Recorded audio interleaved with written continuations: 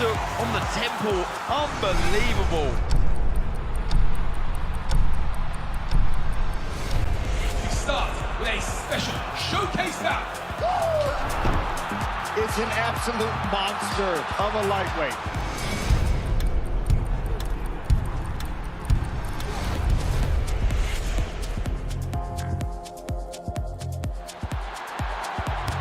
What a moment! A history-making goal! She wasn't going for goal, but she'll happily accept it. It's gone all the way through, and look at this! Chewinga! Did you dare write Barcelona off?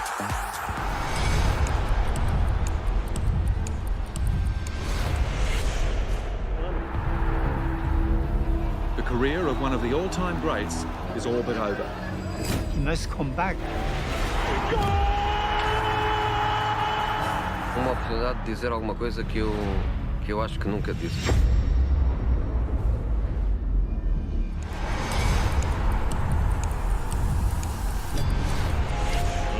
Let's get this party started!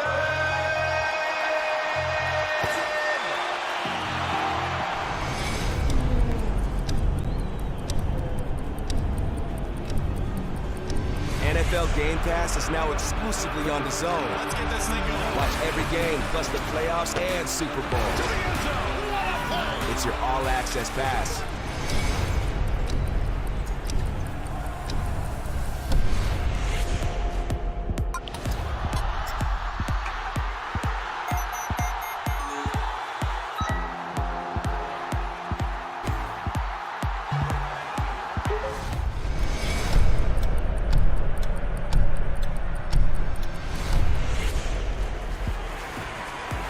That's how you fight a southpaw. Well on his way to coming back.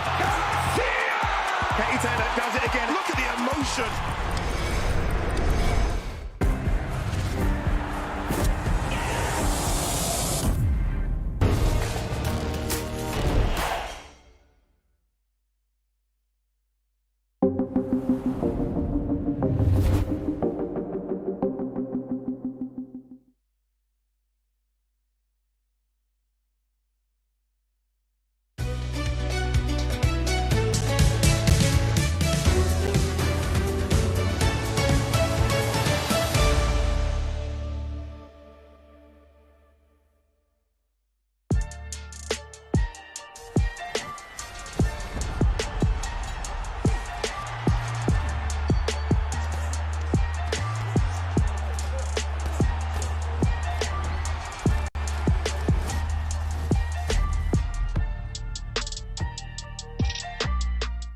Whoa, Mr. Cameraman, 1 second, what are you doing? Can I not enjoy the small pleasures of life? Can I not enjoy Santa Monica Pier? I will be back very, very soon, but we're here for something a bit different because Riyadh Season has gone global. We've gone international. Riyadh Season has come to LA for this. Crawford versus Madrimov. Grand Arrivals starts today and it begins very, very soon. Clock in. Live on DAZN, August 3rd, Crawford versus Madrimov. How do you know you're the best? Is it the 40-fight undefeated streak? Dominating 3 divisions? Or is it that you're always looking for more? Facing an undefeated champion on the #1 boxing platform in the world, Crawford versus Madrimov. August 3rd, buy now at DAZN.com. See that there? I would never go on. Ferris wheel, I'll stay away from that. I'll stay away from all the rides. But I'll also sample some of the delights of LA. We are in West California for something very, very special. Is that Sergio Mora's boat? Is that the boat? Sergio, is that your boat? Probably is Sergio's boat. Sergio, got he all did that. some right things in He got life. all that big money. Yeah. I know all the investments are here. We are here for Grand Arrivals. I mean, look how special this is. This is incredible, right? This is, as I said at the top, Riyadh Season has gone international. We're in LA for, I think, one of the best fight cards we've ever seen in America. This is almost going back to Don King era of the 90s. It isn't just Crawford versus Madrimov. It's so much more, and I'm in the company of a couple of superstars as well. Showtime, Sean Porter, the Latin Snake, Sergio Mora. We're here. I love this. This is incredible, by the way. I mean, this is very, very difficult to stay here when I want to go outside and sample what LA has to offer. But Sergio, how good is it to be back in your turn? Well, it's incredible. California love and welcome, Ade, because this is how sunny and beautiful California is. And look, I love the fact that Riyadh Season didn't come in here. I mean, to Southern California. I mean, all different types of people, all different types of fans. And what an A-plus matchmaking card we got. Incredible, man. It can't get bigger than this. It really can't, can it? I mean, look, Crawford versus Madrimov is enough. I mean, you can sell it just on that and have nobody on the undercard. But in fact, we got some real special kids on the undercard, some veterans, some people coming through, some champions. We've got a really good fight card some Saturday. Great card. I like the fact that we've kind of like checked off every box. Yeah. You get a little bit of everything. You get the big guys, the little guys, some of the in-between as well. A lot of action on fight night, some knockouts on fight night, and a lot of drama on fight night. I think that's what everybody wants to see. They want to see the drama. Who's going to win? You know what I like as well? I like what we're doing here for Grand Rivals. I mean, we could be in a gym. We could do the usual stuff that we do in boxing. But we said, you know what, why? Let's sample this weather, and we're on the pier. And I mean, I just think this is incredible, and this is what boxing needs to do. Listen, you need to get in the casual fans that are wondering what's going on here. Everyone's loving this. When I saw the schedule, I jumped out of my seat. I was sitting down at my desk. I jumped out of my seat. This is perfect for boxing. This is what you have to do to boxing, Sergio. Take boxing to the people. Yeah. People ain't coming to boxing, so now we got to take it to them. And I think Riyadh Season, everybody has done the right thing to this point, bringing us to the pier. And then later on, we'll be at Chinese Theater. We're at the Chinese Theater as well. Man, it's going to be a great week. And to that point, Sergio, he's right? We do need to bring the people to boxing. You know, boxing throughout the years has struggled to kind of get a new audience, and you're seeing all the kids walking past, people that maybe don't ever watch a boxing event. And they're going to be watching this thinking, okay, what is this? The intrigue. Exactly. And it only happens by putting it outdoors like this. No, look, before we think that it's social media is going to gather the kids, you know, sometimes that's the case. But when you put it at piers, when you put it at Chinese Men's Theater, downtown LA, you put it in iconic places where people are just walking by, then you start seeing it. You start seeing the faces, the names. You put two and two together, the zone, everything. That's how you market places. That's how you get the attention of these younger fans, these casual fans. And I'm telling you, boxing's in a great place right now. Not only with this card, but the mega fights that we've been getting consistently back after back. It's incredible. Yeah, it is. And one thing I do like is this fight week. And look, we've seen it in a bit. Look, this is nothing new, right? In Vegas, we did Grand Rivals, but we've continued it.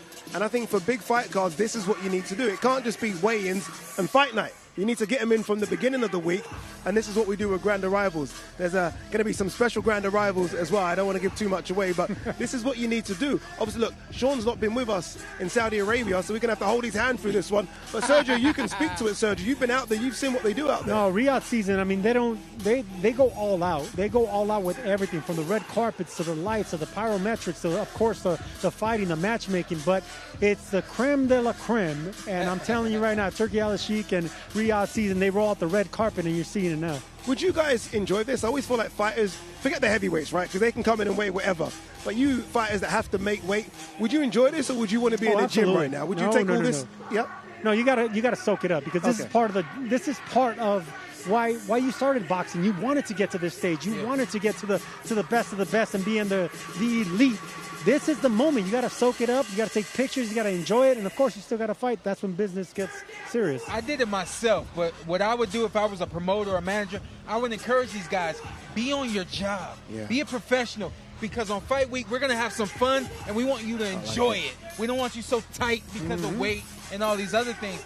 I handled it. Once I saw the fun that could be had, I was like, oh, let me handle the weight so I can go out there and have some fun. I hope these guys already have some fun this week. Yeah, I hope they do as well. There's a few that have experienced Riyadh Season already, Jerome Miller being one of them, but hopefully all of them can experience it, enjoy it, because these nights don't come round week in, week out. You've got to enjoy the big ones. Enjoy this as well. You're talking about promos. Enjoy this Crawford Madrimov promo. What more could they possibly give?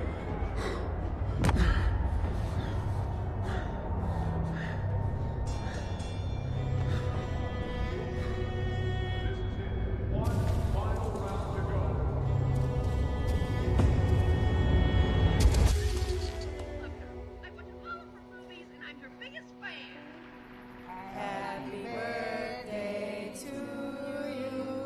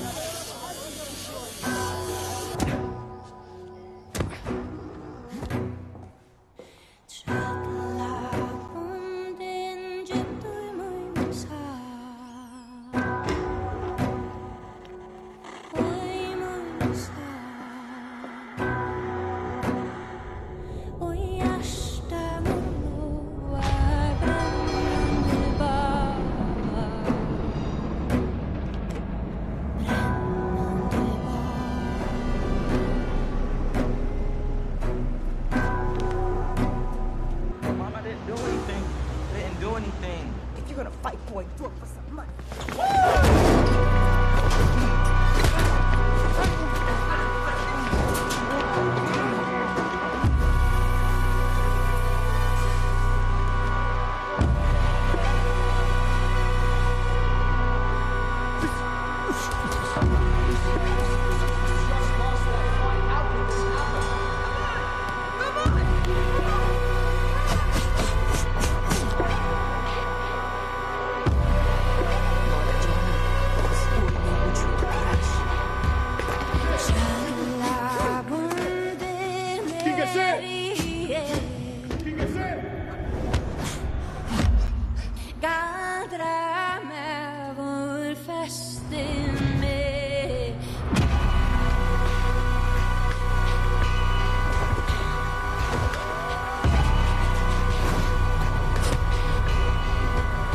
Remember the dream. Stay focused. Everything or nothing. Final round. Everything or nothing, son. Everything or nothing.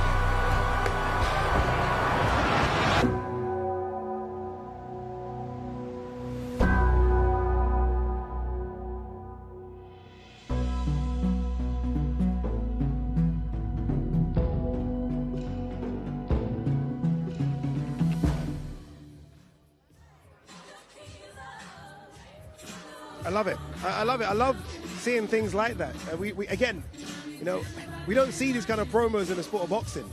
But one thing that Turki Al-Sheikh has made sure that we do see is that he loves that kind of stuff. And I feel like we watch it. We love that kind of it's stuff. True, but why haven't we seen it? Why haven't we seen it before? Well, look, it's kind of like a motion picture. You get to see what, you know, it's like a movie, a mini movie, right? You get to see the come up of both fighters. We get it from the mud. That's exactly what we need to see. Then we've got to expose to the fans. And I love the fact that they're doing it so perfectly the way Al-Sheikh is doing it. You know, I love that Crawford's getting all of this love right now. Like, maybe it might be towards the end of his career. He's 37. I mean, who knows how long it can go on for. But I like the fact he's wanted this, and now finally he's getting it all. I like that. No, I'm gonna speak to Terence as a human being for a moment. He's not a flashy guy. No, he's not. If he was a flashy guy, he'd be so butthurt that he probably wouldn't even want to fight anymore at this point because he's now getting everything that he's truly deserved 7, 10, 12 years ago, a decade ago, easily. He was a champion a decade ago. He deserved this kind of love, this kind of attention. The good part about it is he's humble enough that as it's finally coming to him, he's going to take it gracefully. He's going to do what he wants to do it until he gets out of this thing, and then he's going to go on and live his life. He's not going to want to have all of this kind of love and attention when he's done anyway. Yeah. So I'm glad that he got it when he did. Well said, sir. All right, should we get the show on the road? I think we should. Let's do this. Grand Arrivals. Let's throw it downstairs to your MC, Mr. Thomas Triber. Ladies and gentlemen, welcome to the Grand Arrivals for Riyadh Season Card. A great night of World Championship Boxing this Saturday, August 3rd from BMO Stadium in Los Angeles, California. It is all being brought to you by Riyadh Season and the General Entertainment Authority, GIA, and promoted by Eddie Hearns, Matchroom Boxing, Stella, Gold Star Promotions, and Frank Warren for Queensberry Promotions. This great event will be shown in the United States on DAZN, ESPN Plus, pay-per-view, Amazon Prime, and In Demand. In the UK on DAZN and TNT Sports Box Office. In Mexico on Televisa and ESPN Knockout. And in Saudi Arabia on MBC. It will be shown worldwide on DAZN. At this time, we would like to extend a big thank you to the custodian of the two holy mosques, King Salman bin Abdulaziz Al Saud, His Royal Highness, the Crown Prince, Mohammed bin Salman, and His Excellency, Chairman of the General Entertainment Authority, GIA, Turki Al-Sheikh. All right, ladies and gentlemen, let's get the grand arrival started. Our first two fighters competing this Saturday in a scheduled 6-round contest in the welterweight division. First, let's welcome from Opole, Poland. He brings a professional record of 6 wins, 7 defeats. 2 of his 6 wins coming by way of knockout. Here is Michal Bulik.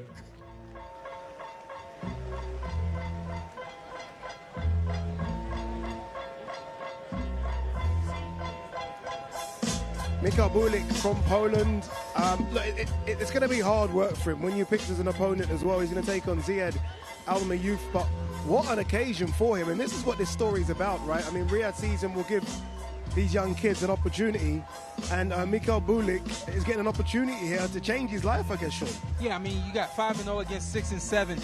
For them to have this kind of experience, this kind of opportunity, I really hope we're kind of baptizing boxing right now. And this is something that a lot of fighters can look forward to in their careers.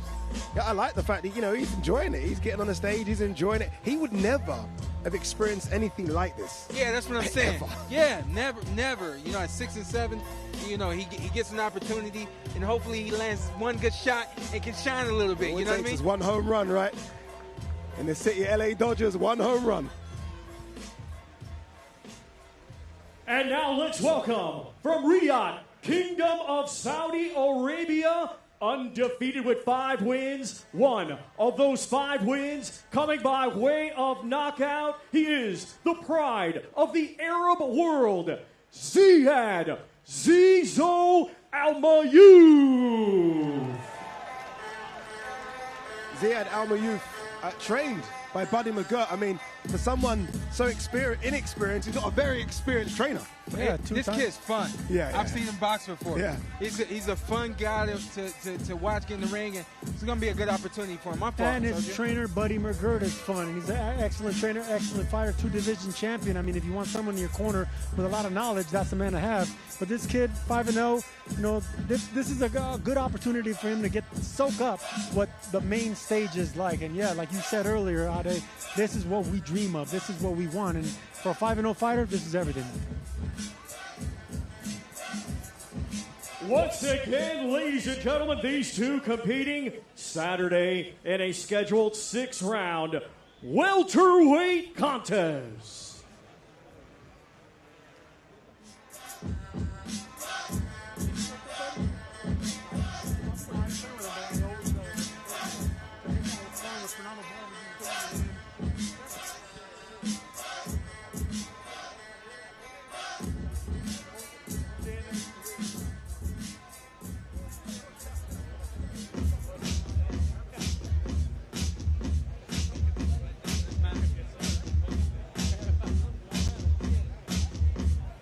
Ziad, you have boxed all over the world. You finally get back to Southern California to fight right here in Los Angeles. How are you feeling right now? I mean, I would say Saudi superhero is on a mission abroad. You know, Batman has left Gotham City, but look, he never doesn't return. And I'm right here to do a job. I'm going to do the job and come back. But first, I want to say, Los Angeles, thank you, LA. Saudi's in LA, and one day LA will be in Saudi. I love you all. You got a big opportunity here, Ziad, in front of a lot of eyeballs on Saturday night. What do you want to show in this fight? Look, as much pressure as it is, you can talk about it, sure, but even more privilege comes with it. To be a flag bearer, to be a superhero, to be a symbol to not only a state or a city, but a country, as in Saudi Arabia. But I can go even as far as saying the Arab world. The whole side of the world I carry with me when I go into the ring. And this is, you know, all due to the custodian of the 2 holy mosques, the king, the crown prince, and his excellency, Turki Ali Sheikh, for giving me the opportunity and the faith. But they gave it to the right guy. We know you're ready. Good luck on Saturday. Thank you, Chris. And again, bucket list checked off to be interviewed by Chris Mannix. Go tell a 10-year-old Arab fighter that one day this is going to happen and watch the look on their faces. But one day, many more are going to come after me. That's the mission. I look forward to that. Ade, we'll back up to you. I like that. I like that. I like that. I mean, bucket list Chris Mannix, though. I'm not quite sure about that. Bucket list I was Chris nodding Mannix. my head when he said that, but everything else, I mean, what a speaker. What a speaker. What's he talking about? Anyway, let's go back down to Thomas Schreiber. Let's continue with our grand arrivals. Our next two fighters competing Saturday in a scheduled 10-round contest in the super middleweight division. Let's first welcome, coming to us from Tijuana, Baja California, Mexico. His professional record, undefeated with 20 wins, 1 draw, 10 of his 20 wins coming by way of knockout. Here is Marcos Ramon Zurdo Vasquez. This is one of those fights that have gone under the radar, I think, just because the card is so stacked. But I think this is a competitive fight. Steve Nelson versus Marcos Rodriguez. As you heard Thomas Schreiber say there, Marcos Rodriguez unbeaten. Obviously hasn't fought at this kind of level before, but doesn't mean he can't fight at this level, Sergio. Well, this is exactly what, it's sink or swim. You got two undefeated guys from polar opposite sides of the country, of the world, but this is what it means to get to the next level, the contender level. So once you're 15-0, 20-0, what these guys are, that the winner goes on to a bigger championship fight or a contender type fight. But one of these guys is going to fall backwards, but someone's always got to go. Someone's has got to go. Who's it going to be? Marcos Rodriguez or the guy that we're going to see next, Steven Nelson?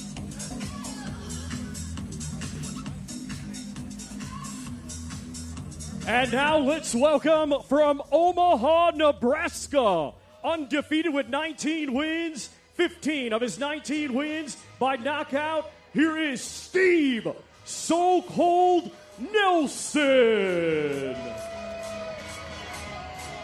Steven Nelson, 19 fights, 19 wins, 15 of those by knockout. This is where you take the next step. This is where we know, are you going to be that guy that potentially could be fighting for belts, or are you going to be that guy that stays at this level? He gets through Vasquez, he could be that guy that's fighting for titles. Obviously can punch as well, Sean. I mean, 15 knockouts, and it might not be 15 top guys, but 15 knockouts is 15 knockouts, Sean. Absolutely. And again, we could talk all day and all night about the opportunities that some of these guys are going to get. This specific guy from Omaha, not who we know as to be as the other guy from Omaha. Yeah. Not expected to do the things that Bud has done, but for him to get an opportunity like this is really great. Let's have a look at the face-off. Once again, ladies and gentlemen, these two competing Saturday in a scheduled 10-round super middleweight contest.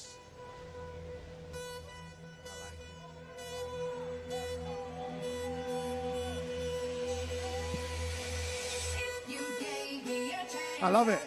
It's tense. It's good. Both they know what's on the line. They know what kind of card they're fighting on. They know about the opportunity. Winner, as you say, stays on. Loser has to kind of make their way back up. I love it. Every fighter goes to this period, Ade, where, you're going to have to face another unbeaten fighter. You're not going to be, cherry picking all through your career. So you have to fight guys like these.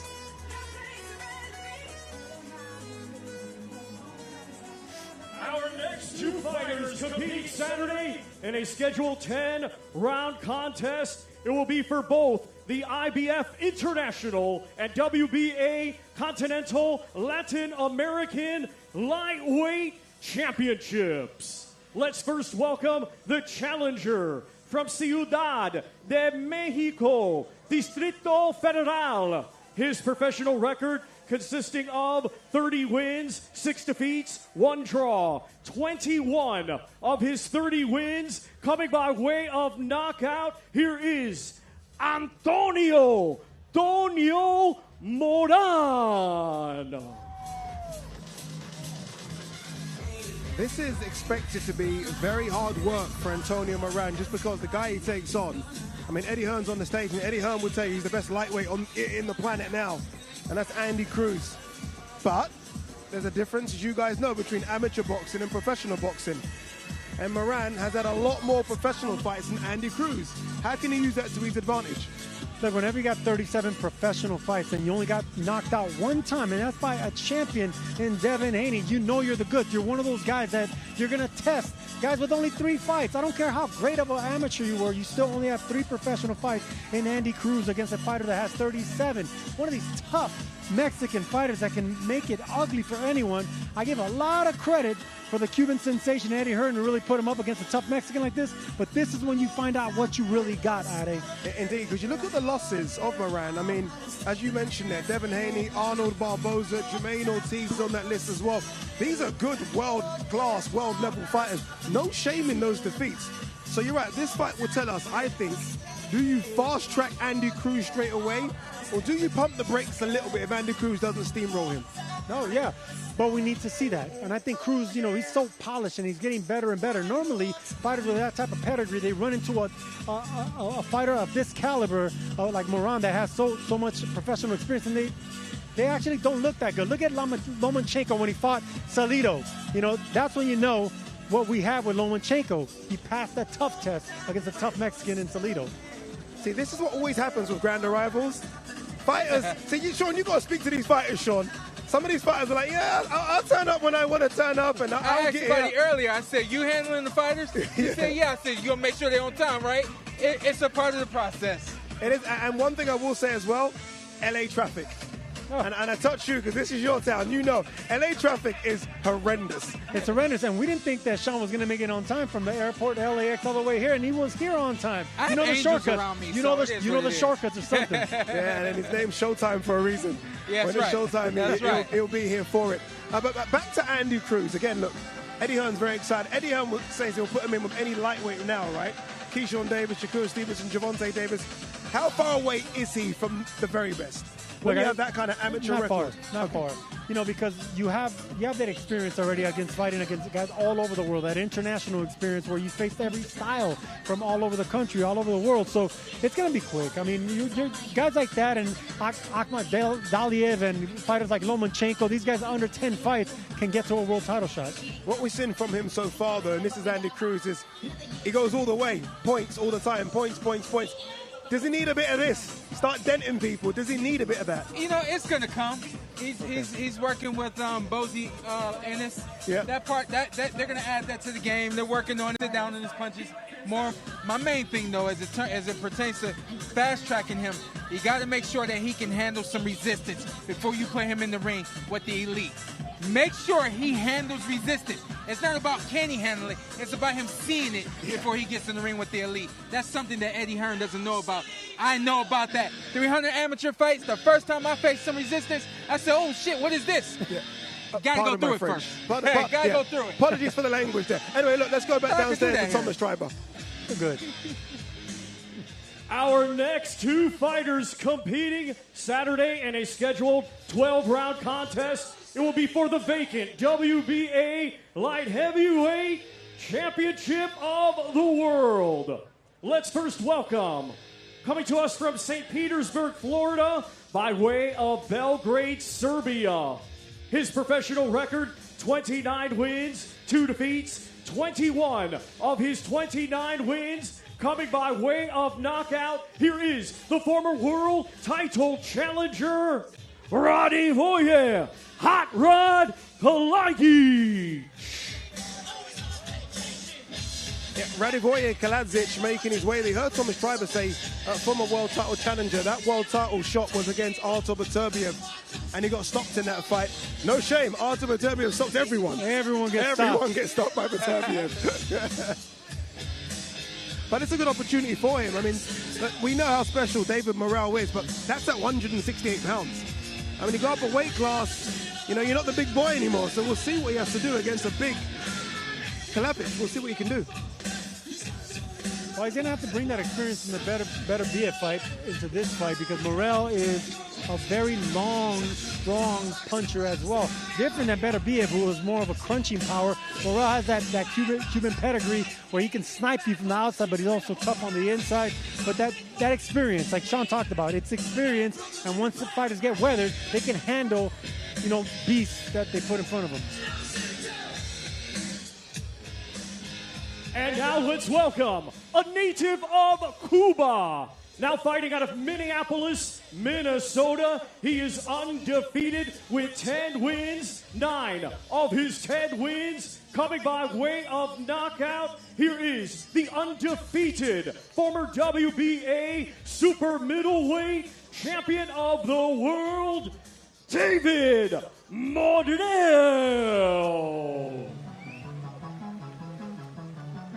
It's funny, right? There's been so much talk in the last few months that Benavidez is chasing Canelo and Canelo doesn't want to fight Benavidez. David Morrell is chasing David Benavidez. He wants that fight. Yeah. Morrell wants the Benavidez fight, and I feel like it's going to happen at 175 now, not 168. This is a very, very special Cuban fighter. There's been so many in the last few years. He could be as good as the best we've ever seen. He's scary. He really is, because he has the height, he has the power, he has the reach, the pedigree. A 79-inch reach. That's ridiculous, and he uses it to his advantage. But he knows how to fight on the inside. That's what I love about fighters with his reach, his height, his experience. He knows how to fight on the inside, the body shots, the uppercuts, always looking for the knockout. This guy's going to be a boogeyman in this division. Is this a good jump for him, Sean? He couldn't get the fights at 168. Is this a good jump for him, 175? Oh, yeah. No, this is going to be a tough one for him. Moving up to 175, you got to deal with a bigger guy. That punch resistance is going to be there a little bit more. But he's always going to have the X factor. A lot like David Benavidez. Always going to be faster than the other guy. Always going to be stronger than the other guy. Always going to have more experience, more moves, more in the arsenal and things of that nature. So this should be a really good test for Morrell.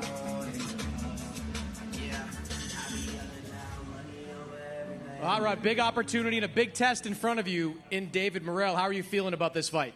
I feel great. I'm excited to be on this big event against a fighter like David, so I can showcase my skills, and I'm just excited. He comes to fight, I come to fight. It's going to be an exciting fight. This guy was impossible to beat at 168 pounds. What's the key for you in beating him at 175? Just be myself and do what I'm good at. We have a game plan, and we're going to stick with it. All right, well, good luck to you on Saturday. Thank you. David, we'll turn to you. First fight for you at 175. How are you feeling at this weight? Man, I feel good. It's a long time. I'm not fighting 175, so I'm come back after a long time 175. Yeah, I'm ready. I'm ready for the new division, for the new everything. I'm ready. What do you want to show in this fight? Man, the same every time. You know, the good back is a good job for my fans, for good job for my people. Like that's it. This is the new David Morrell, the same David Morrell, 175. Good luck, David. Oh, thank you. Appreciate it. Adi? I'm a big fan of David Morrell. I have to admit, I'm a big fan of him. I like the fact that he's picking up English as well. It helps. It really does. It helps your sell, helps your growth. And I like what he can do at 175, just because for the last couple of years, it's only really been Bivol and Beterbiev. All of a sudden, with Benavidez, a couple of the English kids as well, Boazzi Yard, 175 is looking swell again. Absolutely. They filled it up immediately. Yeah, just and like I that. think it's great because there's great fight after great fight after great fight at 175. Of course, we know the big dogs, the somewhat old dogs, Bivol and Beterbiev, they're about to more than likely make their way out. And if not, one of these guys is going to conquer and take over. It's a good division, isn't it now, though, Sergio? It's a really good division. Again, you add those two 168-pounders in there, and the division looks really good and it's exciting. It isn't just looking forward to Bivol Beterbiev, but you're looking forward to, as Sean said, Morrell fighting Bivol, Benavidez fighting Beterbiev. Yes. Some interesting fights can be made. No, and Sean makes a good point, because Beterbiev, he has a 100% knockout ratio, but he is already on the other side of 30, and the new crowd is going to come in, the David Morrells of the world, and these guys want all the smoke. Bivol's still in there, he's still the man, but he fluctuates between 68 and 75. He's still the man in that division. Morrell wants everybody. He wants Benavidez, he wants Bivol, he wants anyone they put in front of him, and he has the power, the speed, and the pedigree to do just that. He just needs the opportunity. Yeah, Morrell's hungry. Morrell's hungry for every opportunity that comes his way. By the way, just looking around here, the crowd, I love this.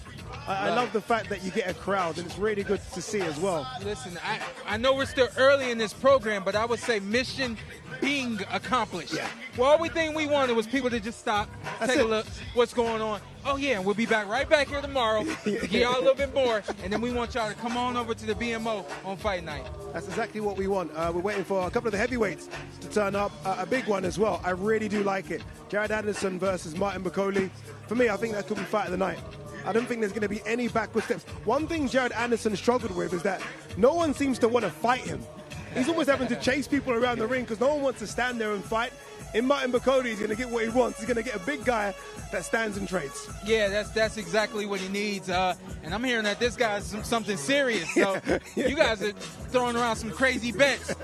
Jared Anderson is the next at heavyweight. Yeah. It don't stop on fight night. But from what I'm hearing, it's supposed to be a good one. Yeah. That's not what Ade says. I mean, we're going back and forth. I love Big Baby. I love Big Baby Anderson, but I love Bakoli. I think this is a 50-50 fight. I say it all the time, but I'm going to say Anderson with the body shots. He fights like a smaller man. He fights like a light heavyweight. He's athletic. Bakoli's a beast. He can punch through walls. Both these guys can punch through walls, but only one of them's more athletic. But me and Ade disagree here. He likes Bakoli. I think Anderson, I mean, this is going to be maybe I'm swinging towards my African brother. I don't know. Maybe a bit of bias there. But one thing I will say is the door's now open for Jared Anderson to be the face of American heavyweight boxing. Absolutely. I mean, Deontay Wilder, we think that's probably done right now. Jerome Miller's coming towards the end as well. Jared Anderson's only, 24, 25? Yep. Right. He's still a young pup. And that's why I take it so personal when you say some of the things that you say about Jared Anderson. I'm going to let you keep Let me it, slide. Let me slide. Because I understand where you're coming from. Yeah. But at the same time, you got to understand that for us in the United States, we haven't seen an American heavyweight with this kind of skill, this kind of athleticism, and kind of like the full package.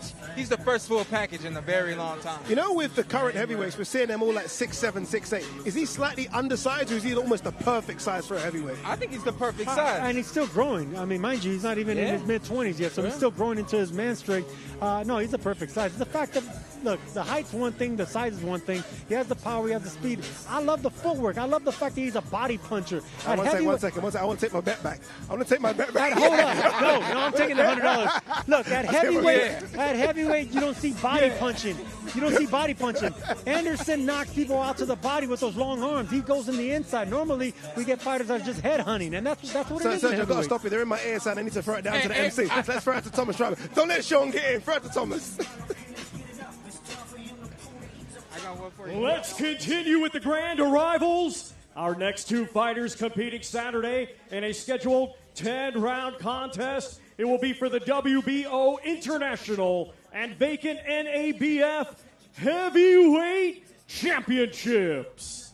Let's first welcome the challenger, a native of Kananga, Democratic Republic of the Congo, now fighting out of Green Gares, Scotland. His professional record, 20 wins, just one defeat, 15 of his 20 wins coming by way of knockout. Here is Martin Bakoli. Yeah, the word on the street with Martin Bakoli, especially from a European standpoint, is that he can't get the fights.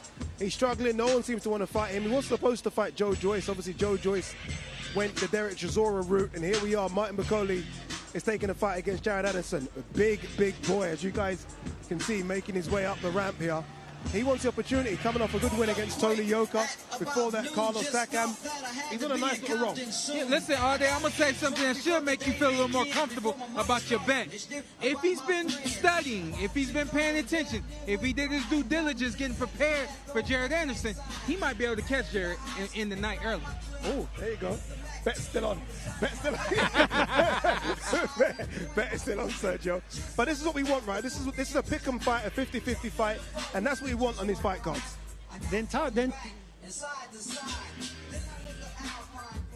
And now let's welcome the defending champion from Toledo, Ohio. He brings an undefeated record with 17 wins, 15 of his 17 wins coming by way of knockout. Here is the reigning and defending WBO International Heavyweight Champion, Jared, the real Big Baby Anderson.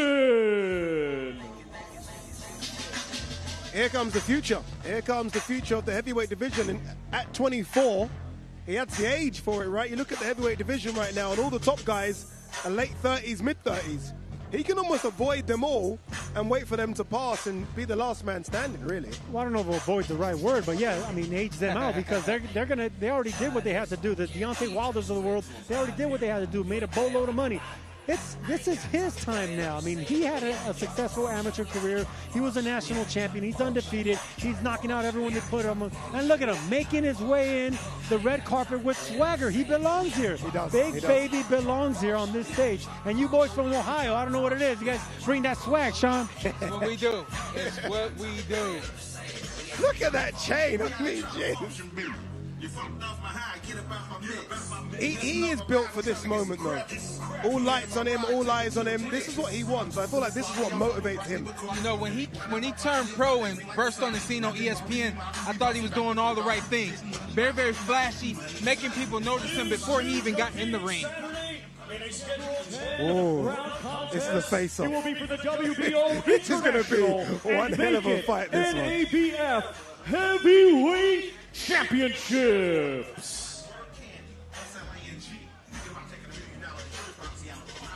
So, take my money right now. So, that's real. That's real. That's real. Wow. Ade, you want to double over that bet? I don't know. I know. Honestly, I can't pick it. It's such a tough one to pick. Listen, I don't mind keeping it real. Jared Anderson, 24, the real big baby. Guess what? He's still a baby. He's still young enough to make some mistakes. That's what I'm talking about. This is a 50-50 fight.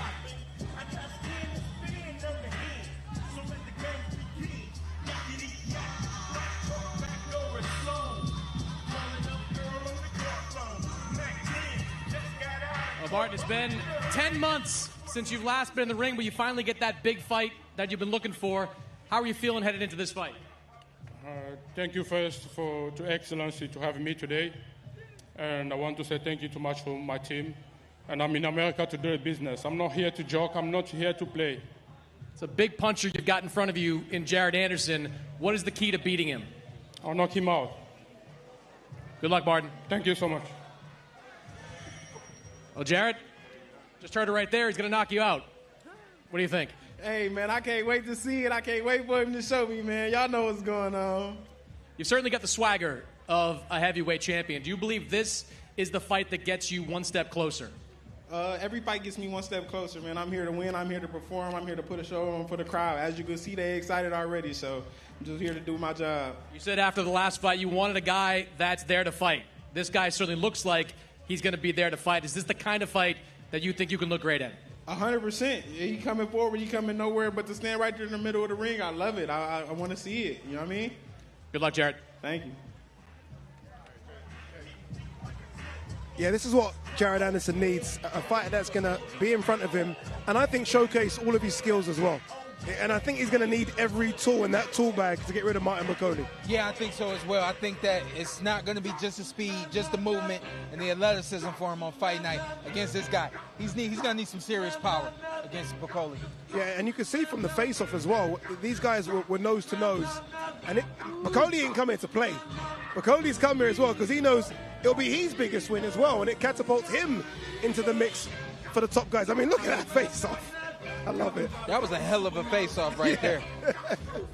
And for anybody watching this is what you want to see. Two heavyweights, and one of them being as serious as McCauley is, and the other one just playing it off. Yeah. You know what I mean? That was perfect. Eddie Hearn there just saying, look, Martin McCauley's serious, you know. Don't muck about. This could be your division in a couple of years. Just keep this one locked in, Jared. And I think he will as well. There you go, nice little crowd here. Remember, this is day one. Can't wait till we get to day 3 and 4. This is going to be something really, really special.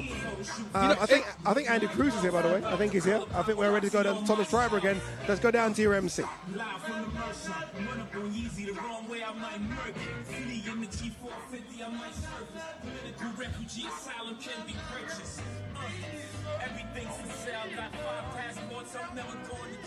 Our next two fighters competing Saturday in a 10-round contest. It will be for both the IBF International and WBA Continental Latin American Lightweight Championships. First, let's welcome the challenger from Ciudad de Mexico, Distrito Federal.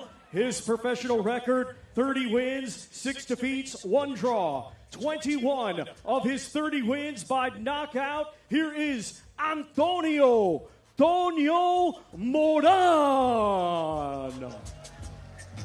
We spoke about him before, Sergio. Obviously, we changed the order in terms of where the fighters were coming through. Here is Antonio Moran, and you mentioned this is a guy with 37 fights and only 1 knockout defeat. That was to Devin Haney. Look at the other defeats. I mean, Arnold Barboza, Jermaine Ortiz. He's not losing to bad fighters. He's losing to world-class fighters. Yeah, you can't teach that experience. I mean, look, whenever you have a successful amateur like Andy Cruz, and then you have a successful professional like Moran here, Antonio Moran has been to the top. He's only lost to the absolute best. You carry that experience. You carry that hardship. You know, so you're dealing with fighters that haven't been through that fire. You got to show them that fire. He'll have the crowd here as well, won't he? Obviously, as a Mexican, obviously we know this is the Mexican area. He'll have the crowd here as well, won't he? Oh, he'll definitely have the Mexicans out there. And the Latinos. I mean, there's a great fight card. We all know that. But yeah, fan bases, they matter, and fans matter, and this man's going to have a lot of fans there. It will be. It won't be easy, let's be honest, because the guy he's fighting, I mean, if you speak to any boxing person, they'll tell you Andy Cruz is very, very special. He's going to make his way up now. And now let's welcome the defending champion from Matanzas, Cuba. Undefeated with 3 wins. 1 of his 3 wins coming by way of knockout. Here is the reigning and defending current IBF International and WBA Continental Latin American Lightweight Champion, Andy El Diamante Cruz. Sean, it's not a given that every standout amateur turns out to be a standout pro. I mean, some have done so, right? And that's the path many do go down, but some amateurs don't know how to switch over to the program. I think he will switch over. Yeah, no, I've seen it time and time again. I'm 36 years old. I've seen Still young enough to come back, Sean. Young enough to come back. I've seen 2 or 3 quads where there were plenty of fighters that were elite as amateurs, and you probably never even heard of them as pros. Wow. This guy, he's set apart. Yeah. Eddie Hearn absolutely loves him. Eddie Hearn, his promoter, thinks he's ready now for the top guys. Let's see what he does against Moran, who's been in there with the top guys. Let's see if Andy Cruz can dispatch of Moran, maybe the way Devin Haney did. I definitely believe he has the ability to do it, and the makeup is going to look a little different. He's sharp. He doesn't waste punches, doesn't waste movement. He's always in your face, always stalking. A little different from most, and he's a southpaw, a little different from most southpaws, and that's what sets him apart. For both the IBF International and WBA Continental Latin American Lightweight Championships.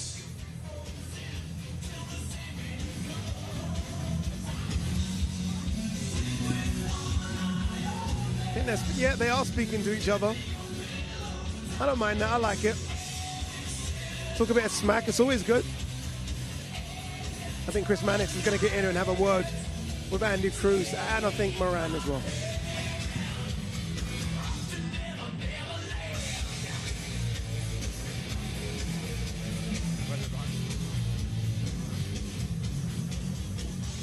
Antonio got right in his face there.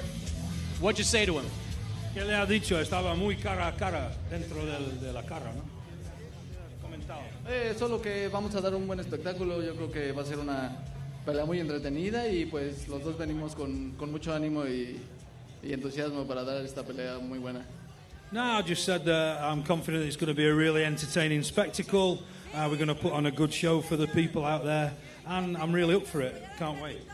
He's got a lot of amateur experience, but you are the much more experienced professional. How can you make that work for you on Saturday? En el campo amateur tiene mucha experiencia, pero es usted que tiene toda la experiencia en el mundo profesional. ¿Cómo eso puede ayudarte y funcionar para ti el sábado? Pues creo que los dos estamos aquí porque estamos en el mismo nivel, ¿no? Yo creo que, como dicen, la experiencia de arriba en el profesional puede ayudarme un poco, ¿no? Ya son 38 peleas las que llevo, entonces... pues sí, puedo sacar un poco la veteranía que tengo ahí para ayudarme. Do you know what? I think we're both coming into this fight with a very, very even level between us. We're very evenly matched. But I feel, I guess, what is it now, 38 fights? I guess it's got to serve some purpose, and I think it might just give me a bit of a hand on Saturday night, Good luck, Antonio. Thank you. Muchas gracias. All right. Thanks very much. We'll turn it over to Andy Cruz. Andy, big smile. Big smile on your face as you stood there for that face-off. How are you feeling going into this fight? Sonriendo mucho en la cara a cara. ¿Cómo te sientes? ¿Cuáles son las sensaciones al acercar esa pelea? Como he dicho varias veces, me siento feliz y motivado, muy motivado, orgulloso de estar en un evento tan grande como este y vamos a dar el show que este gran público se merece. No, I think I've said a few times now, I'm really, really happy to be here. I feel motivated, I feel psyched up. And more than anything, I'm proud to be part of such a great event. And I think we are going to put on a show for sure on Saturday night. Fourth professional fight for you. How much have you improved over the last couple of years? Entonces, solo la cuarta pelea para ti, pero en cuanto a tu mejoramiento, muy rápido, ¿cómo has mejorado desde fichar como pro? Bueno, pienso que a pesar de mis 4 peleas profesional, he hecho una gran carrera como peleador. He hecho algunas adaptaciones nuevas a mi estilo de pelea, gracias a mi gran equipo de trabajo, a Bowsy, mi entrenador. He hecho una gran adaptación y pienso que el sábado voy a dar prueba grande de eso. Do you know what? It's true what you're saying about professional fights, but I've had a long and great career as an amateur. Lots of experience picked up there, but I've got a great team behind me, and with the help of my coach Boise, I've managed to make the necessary changes and tweaks that you need to adapt to the professional game, and I think hopefully I can show proof of that on Saturday night. Think you can win this fight by knockout? ¿Piensas que puedes ganar antes del límite? Voy a ganar sea como sea, y si es antes del límite, mejor. I'm gonna win however I win, whatever, but if I can win by knockout, even better, yeah? Good luck, Andy. Muchas gracias. Ade? See that there? That's where I'm heading to after this, the beach. I'm going to go down to the beach. I'm going to get myself a cocktail and I'm going to enjoy this LA sunshine. Question to both of you. Let's fast forward if we can. Exactly 2 years from now, is Andy Cruz a world champion, yes or no? Yes. Exactly 2 years from now. Yes. So he has to get in that, we think he'll get in that many fights and get a world title fight? Absolutely. They move these Cubans with that amateur pedigree a lot faster than any other fighters. I mean, Andy Cruz has that, and he's coming around his power. That's the scary part. He's not known as a puncher. They asked him right now, Mannix asked him, are you going for the knockout? I love the fact that he didn't say yes. If it comes, it comes. That just shows maturity and discipline. Guys like that, they break down fighters. They're in control of fighters. Andy Cruz is going to be a champion, hands down. Okay, 2 years' time? Yeah, no, that's Eddie's job, to position him for a world championship title. No, it won't be Tank Davis. No, it more than likely won't be Shakur Stevenson. But he'll earn whatever he gets, and he'll keep it for as long as he wants to keep it. I like it. Well said. All right, let's go back downstairs to your MC, Thomas Schreiber. Our grand arrivals continue. Our next 2 fighters competing Saturday in a scheduled 12-round contest. It will be for the WBA Super Lightweight Championship of the World. Let's first welcome the challenger from Los Mochis, Sinaloa, Mexico. His professional record, 13 wins, 2 defeats. 9 of his 13 wins coming by way of knockout. Here is Jose El Rayo Valenzuela.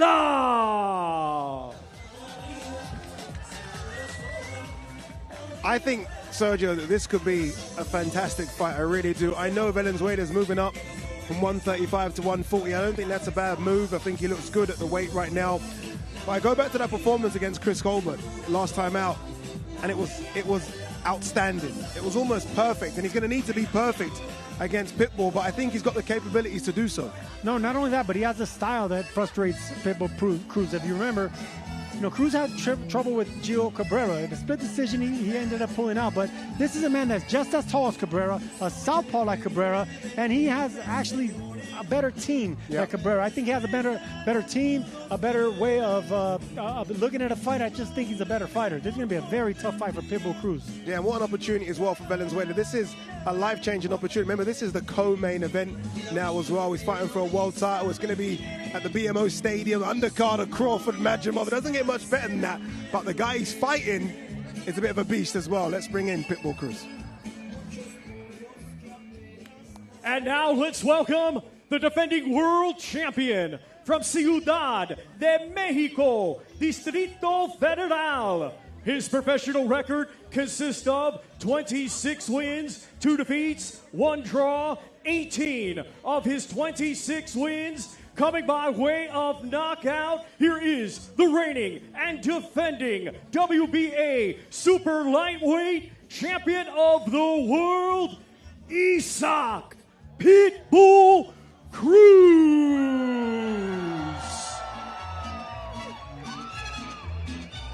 The crowd love him. They love him. You know what? They love his fighting style. He comes in the ring and his mission is to take your head off, not to box, to take your head off. I gotta keep it real. When he fought Tank Davis, Tank was moving as much as he was moving because he had one hand. Yeah. But the way he fought Tank and the way that fight ended up going, even though he lost, it gave the perception that Tank was running away from Isaac Cruz. Yeah. Isaac has taken that night and made it. People love this man, Isaac Cruz, because of that night. Yeah. And he's done nothing but, I mean, he swings for the fences with everything. You gotta love him. It's crazy, and he loves it, and he takes it. By the way, they had to put him in the van. They didn't let the crowd know he was here because they would have mobbed him. Yeah. So they snuck him in the van and quickly snuck him out. But look, I think he's such a good addition to this fight card, and I think this could be sleeper fight of the night. It really could. Two completely different styles. Ade, we're talking about the fans and about Mexicans. I mean, these right here, there's 2 Mexican fighters, one from Sinaloa, another one from the capital city. I mean, it doesn't get bigger and better than Mexican pride right here.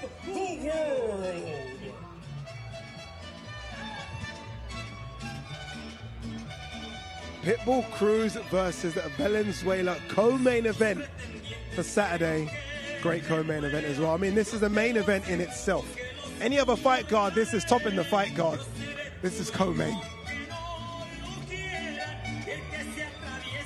I keep hearing interviews of Valenzuela saying that he's going to knock out Pitbull Cruz, something no one has been able to do, and something that pretty much Tank couldn't even hurt him. Valenzuela says he's going to knock him out in the best shape of his... We hear it all the time. But this is a man that really believes in himself. Look at the height difference between these two. Incredible. Chris Mannix is going to get a word of both. Well, Jose, in Pitbull's last fight, his first at 140, he won a world title. Your first fight at 140, what gives you the confidence that you can do the same thing? My hard work, been very focused, training hard, and I'm ready to make the best of it. This guy brings a lot of pressure in the ring. What's the key for you to dealing with that pressure? Just being smart, being relaxed, and, firing back. Good luck, Jose. Thank you. Isaac, we'll turn to you. First title defense. How are you feeling fighting for the first time as a world champion? Entonces, primera defensa de tu título. ¿Cómo te sientes pelear por primera vez siendo campeón mundial? Muy contento, estamos muy felices de regresar ahora a Los Ángeles como campeones del mundo y a reiterar por qué somos mexicanos y a dar un gran espectáculo para toda la gente de California. No, I'm really, really happy to be fighting. We've prepared really, really hard. It's great. It's a great feeling to be going out there as a world champion. And I'm going to put on a great show for the Californians and for my people from Mexico too. You always bring a lot of fans to your last fight. I'm sure there'll be a lot of fans there on Saturday. There are a lot of fans here today just to support you. What kind of show are you going to put on Saturday night? Siempre traes contigo mucha afición, mucho apoyo del pueblo mexicano. La última vez y esta vez también hoy. ¿Qué tipo de pelea podemos esperar de ti? ¿Qué tipo de espectáculo vas a demostrar el sábado? Yo me vengo a entregar al 1000% round tras round para que la gente salga ganadora y yo vengo a desquitar cada centavo para que la gente salga ganadora. I want to give 1,000% of what I've got, and I want to give every ounce of energy so that people can see my great performance and I can deliver on Saturday night. Good luck, Isaac. Thanks so much. Ade? You know, the more I look at Isaac Cruz, and I know sometimes it's healthy to make those jumps, I look at him still as a 135er. Got to. Yeah, he's not gonna. His weight class has grown, but he ain't grown. You know? He hasn't, has he? He's gonna be a little dude. Yeah. He's just that guy. It's like you look at Tank and you think Tank's a 135er, right? Tank went to 140 against Barrios. He won, but that's a 135, and I feel like that's the same with Pitbull. He's a 135er, really, Sergio. Yeah, well, he's not. He doesn't have that weight and height, obviously, but he has it in mass. He has it in mass and power. He throws 100 punches around, always looking for the knockout. And like you just said right now, the reason he's becoming a ticket seller because he's always looking for the knockouts. He gave Tank a hell of a fight, and Tank knocks out everybody. He couldn't knock out Pitbull. Pitbull goes to maul you, goes for the knockout. Mexicans love him. He's becoming a star. I feel like I feel like you just sized him up. So, I better size him down then. Come on now, what are you trying to do? When you look at the other champions, you got Liam Paro, you got Teofimo Lopez.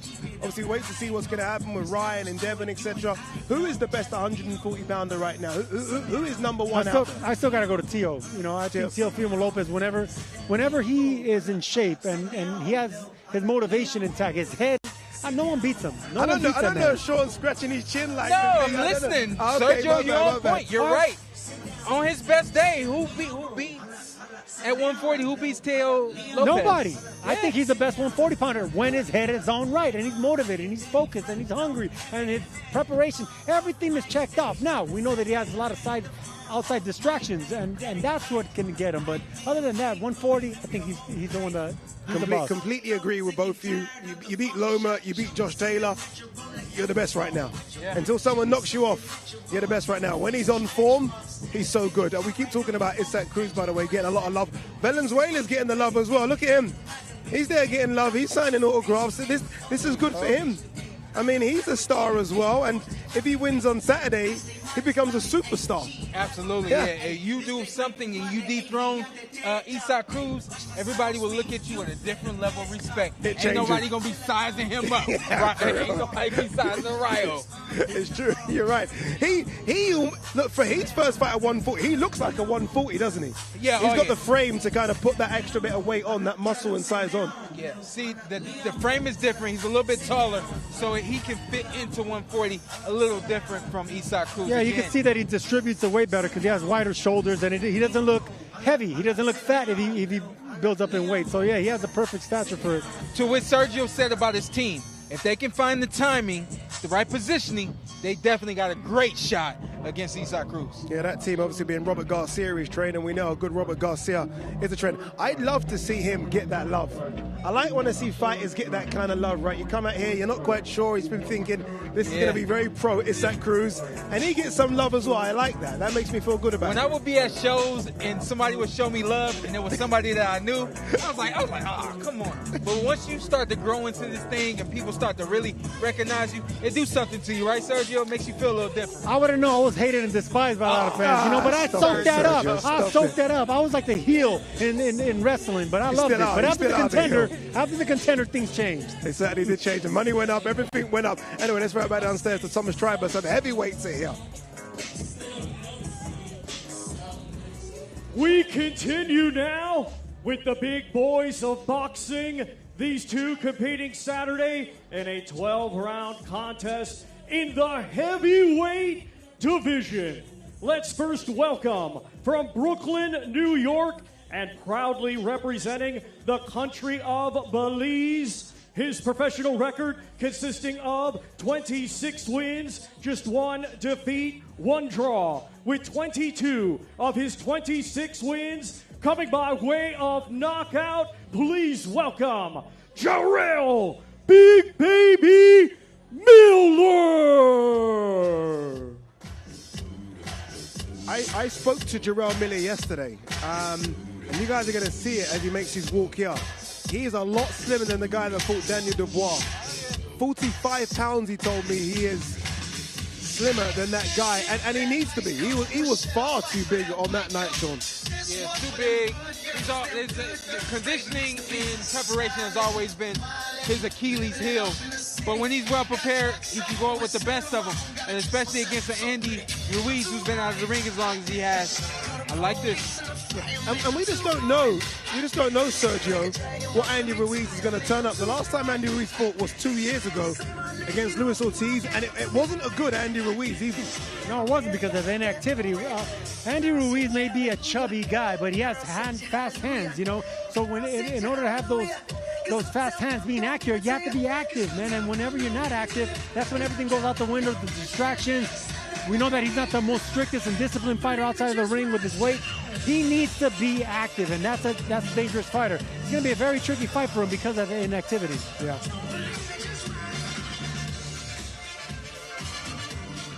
And now let's welcome from Imperial, California, his professional record, 35 wins, 2 defeats, with 22 of his 35 wins coming by way of knockout. He is the former WBA, IBF, WBO, and IBO Unified Heavyweight Champion of the World, Andy the Destroyer Ruiz.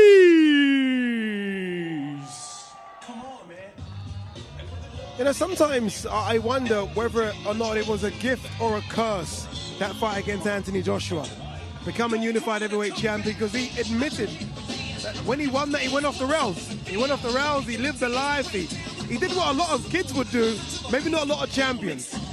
And he's still trying to find something, isn't he, since that? You know, there's a saying that the Greeks have, whenever the gods want to punish you, they make your dreams come true. Andy Ruiz had all his dreams come true. The money, it went from 0 to 60, millions, tens of millions of dollars. This guy became a star overnight. And I'm telling you right now, that comes with a curse. That comes with responsibility. And some people aren't handled or meant for it. But once you get past that darkness, like Andy Ruiz has, then you see the light, baby. Here we go, Sergio Shakespeare Mora. Yeah. The heavyweight division. Come on now. Aside from the fact that there has been a 2-year layoff and the fact that Jerome Miller lost his last fight, I can't wait for this one. I can't wait. Don't blink on this one. Two big heavyweights, they both fast. You know, on their best days, this is a clash of the Titans. Look, man, I'm telling you right now, this is the type of fight where it could end in a knockout. This is going to end in a knockout. I know. And listen, I'm excited about this matchup because you got an active former champion against a guy that just got stopped on the big stage. It's do or die for both. Both of them have a lot to prove.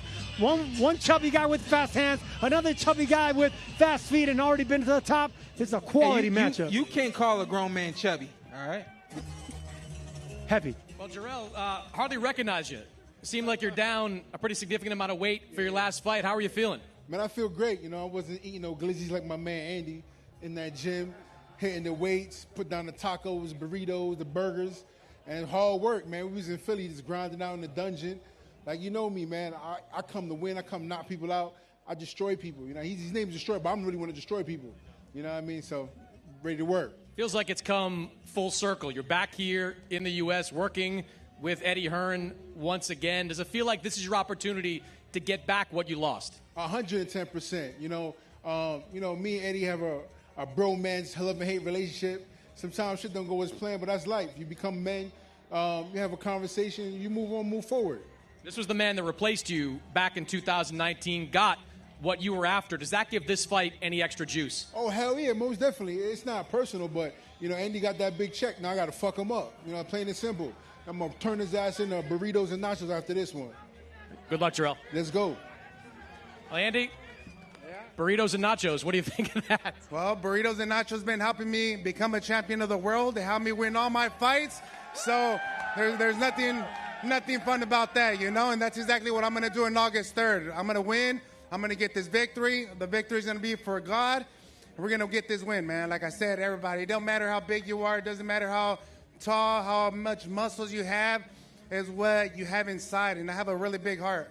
It's been almost 2 years since we last seen you in the ring. How sharp do you feel coming into this fight? I feel really good, man. I feel sharp. We did all the hard work in the gym. Yeah, I had a two-year-long layoff, but doesn't mean I wasn't outside of the ring, you know. I was still training. I was still disciplined. Even though through my ups and downs, God was with me, man, and that's exactly what he's going to do with me. On Saturday night, we're going to win. I don't think there's anyone that questions your talent in the boxing ring, but I think some people might wonder, does Andy Ruiz still want it like he wanted to become the heavyweight champion back in 2019? How would you answer that? Of course I want it, man. I'm hungry. I was a unified heavyweight champion of the world, and boom, it went away. So exactly, I want it back. I want it back. I know exactly what I did wrong, and I know exactly what I'm going to do right. So the first thing I got to do is win in August 3rd. I'm not saying it's going to be an easy fight, but God willing, it's going to be an easy fight. Good luck, Andy. Thank you. Adi? Some big boys there, right? Andy Ruiz, Israil Madrimov. There were a few big boys fighting in Riyadh back in March as well for Knockout Chaos. You're going to really enjoy this. Here's a snippet of the documentary that was made for that night. I think it's my Muhammad Ali moment. Anthony Joshua, Francis Ngannou. It is Godzilla against King Kong. What happens when you hit Francis Ngannou and he doesn't move? What they're doing here is taking boxing to the highest stratosphere. It almost seems like we're living in a bit of a fantasy world.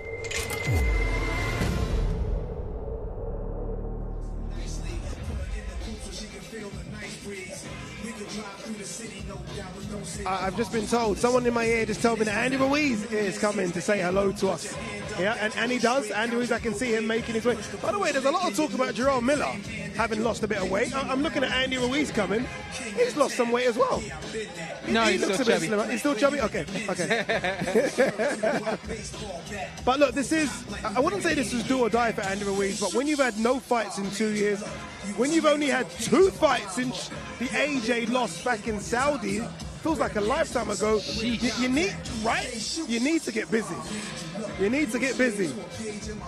Here comes the former unified heavyweight champion of the world, Andy. What's that to do? And I was just saying off camera that everyone's talking about Israil Miller having lost a bit of weight. You looking good as well, Joe. I feel good, man. We did a good training camp. I wasn't really focused on losing a lot of weight because I wanted to be strong. He's going to come in strong too. He's going to come out big, but I'm ready, man. I'm ready, and I feel sharp. I'm going to be fast. I'm going to be throwing all these combinations, so I'm excited. You've had so many big and important fights in your career. You can go all the way back to that fight against Joseph Parker back in New Zealand. But this must be the biggest fight for you now, right? I mean, this is it now. You're getting to a stage where you have to stay active and you have to win. Exactly. I got to stay active. I got to win. I feel God brought me back here for a reason, man, and for me to do the things right, not like I did before. And I just got to stay positive, man. I got to have faith, and that's exactly what made me a champion of the world. That's exactly what we're going to do August 3rd. What do you make of Israil Miller and the trash talk? You seem to be able to take it quite well. You know what Israil Miller's like. Of course, man. I know. I've been through it all, man. And I know Israil Miller's the biggest shit talker everywhere. But listen, I could say that I'm going to be the fucking president of the United States of the world. I could say that I could beat up anybody. But that's just talk, you know? Inside the ring, it's a whole different game. It's a whole different story. And I like to talk with these. And you're good at talking with those as well. You've been to Riyadh, Saudi Arabia for a couple of these Riyadh season events. How good is it to have a Riyadh season event in America? I think it's amazing, man. I think that's what the Americans needed, you know? I think Excellency Turkey, it was amazing for him to come out here and do fights, you know? Big fights that other people don't want to do. So I'm really blessed. I'm really happy for them to bring me here in this venue, and best believe me and Israil Miller, or me, I'm going to steal a show. I like that. Andy, the question I have for you, with you having this long layout, I know everybody's talking about it. When you get in the ring on fight night, give us a premonition of what you think what should fight night look like for us to see that Andy Ruiz is back? I feel it all depends how he's going to come, you know? If he comes in here, just try to pressure me just with his hands up, throwing all these bombs, I'm a really good counter puncher, man. That's exactly what we've been working on. And if he throws these wild punches, best believe I'm going to have 3-4 punches coming at him. And it all depends, you know? If he wants to box around, I'm good at pressuring. If he wants to pressure me, I'm good at boxing around. and just let my hands go. And the most important thing is being comfortable, listen to my corner, and do exactly what we practice doing in the gym.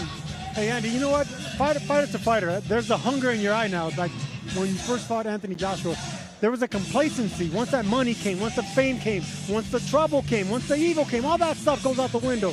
The second chapter of Andy Ruiz's career, how long is that going to last if you win on Saturday? It's crazy, man. It's so crazy what I've been through. I feel I was praying for that moment so long, and they give it to me. So I made so many mistakes, man. I was up and down and so many different roller coasters, and now it's crazy. People don't see and they don't learn until they lose everything. You have everything, you can lose everything, and for me, opening my eyes and getting that hunger back, realizing all the stuff that I didn't do right, I want to do it right now, you know? So I feel like I'm in a good spiritual focus and mentality, right? So best believe I'm going to win this fight, man. I know it's going to be hard. I know people, he's saying that he's going to knock me out, he's going to do this, but inside the ring, it's a whole different story. I think fight fans at home are going to love hearing you speak like this, Andy. Can you promise us that we are going to see a more active Andy Ruiz going forward? We want to see you in the ring 2 or 3 times a year. We're greedy. I would say 4, but I'll take 2 or 3. Me too, brother. Me too. But, you know, sometimes when life hits you really hard, sometimes it's not safe just to go and fight right away, you know? Sometimes I had to take a moment off. I had to take a few years off. That's not what I really wanted, but I think it was necessary for me to get my problems and my situation under control. But now I'm back, I'm motivated, I'm hungry, and best believe we're going to get this victory, man. I want it a lot. I know he wants it too, but I feel God put me here for a reason, and that's exactly what we're going to do. As a fight fan, and I know you're a fight fan, it's a crazy card, isn't it? I mean, it's a crazy card. Really crazy card. It's one of the biggest cards that I've been to, because all of us, the Pitbull, Terence Crawford, me, we're all main event actions, you know, and having that in one, it's an amazing crowd, man. It's an amazing feeling. And like I said, this is my moment, and I got to take advantage of it. Andy, don't chew chick gum when you're on TV. Andy, you can do what you want, Andy. You can do what you want. It's coming out. Yeah. Andy, it isn't just boxing on the zone. Upcoming, and you're going to enjoy this, is the Esports World Cup.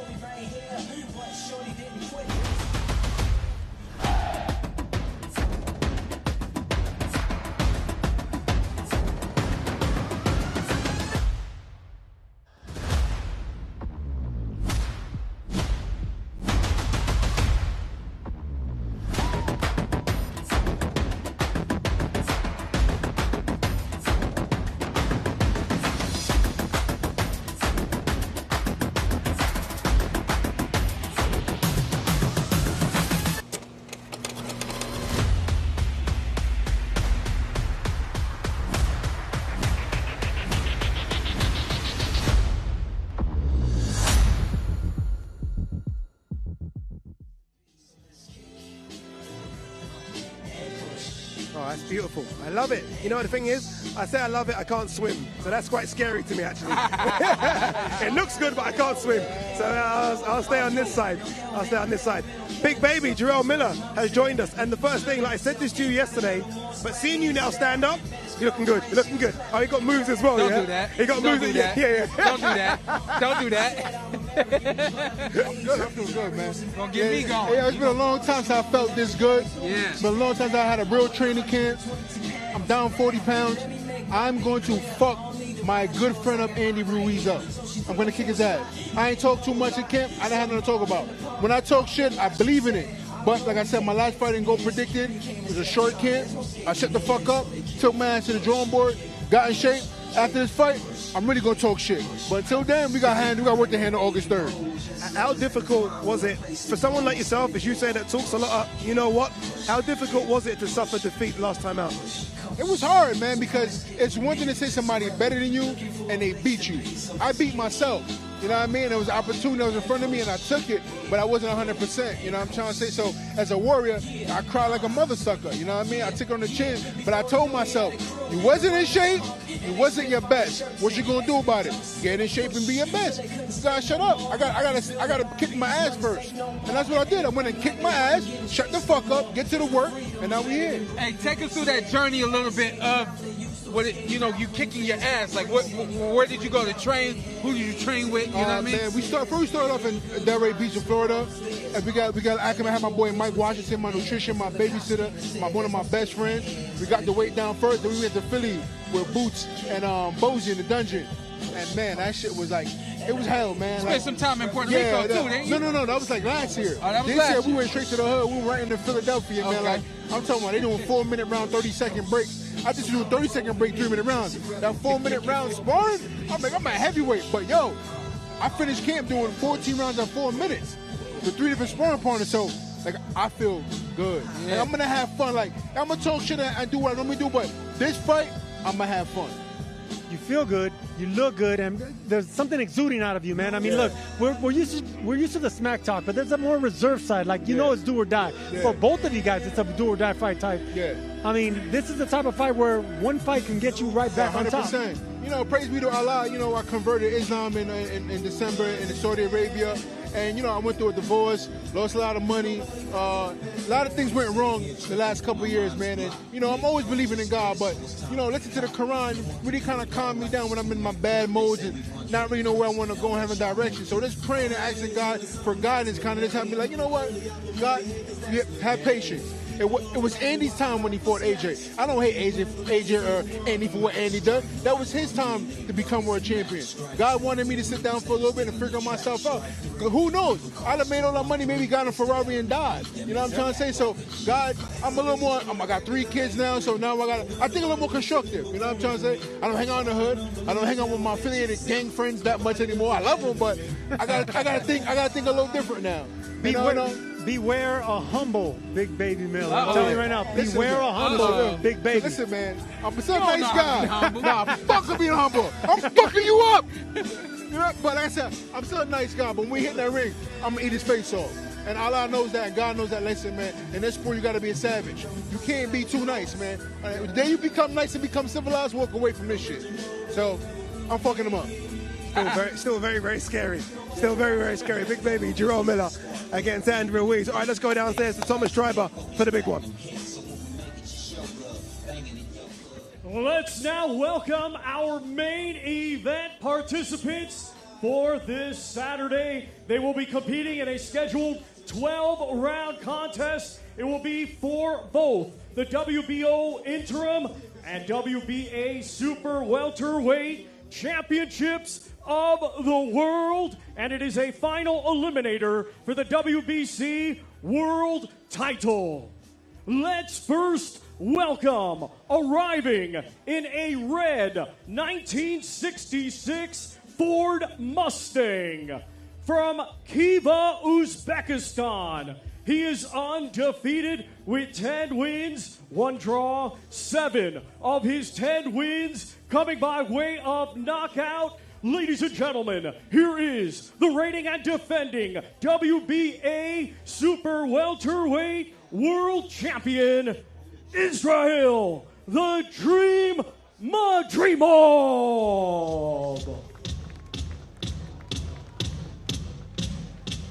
You know, all of a sudden, I've become a Madrimov fan because that is my car. That's my favorite car. A 1967 Ford Mustang. I'm more of a 1965 Ford Mustang, but I'll take this. This is wonderful. I'm not a car guy. What? You're not a car guy? What are you, a whoop guy, a bus guy? Well, look, I mean, it's a beautiful car, but yeah. It's a stunning car. That's an American car, right? Yeah, it is. What you know about an American car? I grew up watching American TV. Man, you've been hating on America all day. No. You said one thing about Big Bang, the real Big Bang. Yo, they're going to be looking for you. That is a very nice vehicle. It's a nice car. And a classy dude sitting on top of it. Right, a guy that doesn't say much, just says what he does with his fists in the ring. Israil Madrimov, the current world champion, WBA world champion at 154 pounds, unbeaten, extensive amateur record.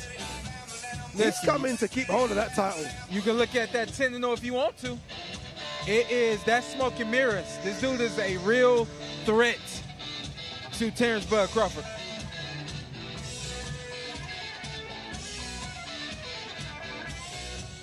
Come on, cameraman. You had one job, cameraman. Come on. I can honestly say this is one of the flyest situations I've ever been a part of in boxing. It is crazy, isn't it? Yeah, this is just, it's fly, it's sexy. I love it. It's all that. You know what it is? I don't know if Madrimov loves it. He seems like such an understated guy. He just wants Saturday to come. Yeah. Oh, that's a crazy shot, that. Look at that shot there from overhead on the drone. That's incredible.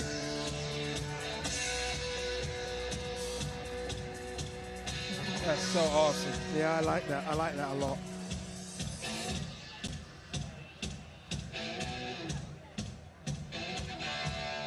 I wonder what car Terence is going to come in. Let me describe. That's a great what question. car is Terence coming? Let me describe Israil as a fighter. He's that kind of guy, Sergio. We call him blue chip.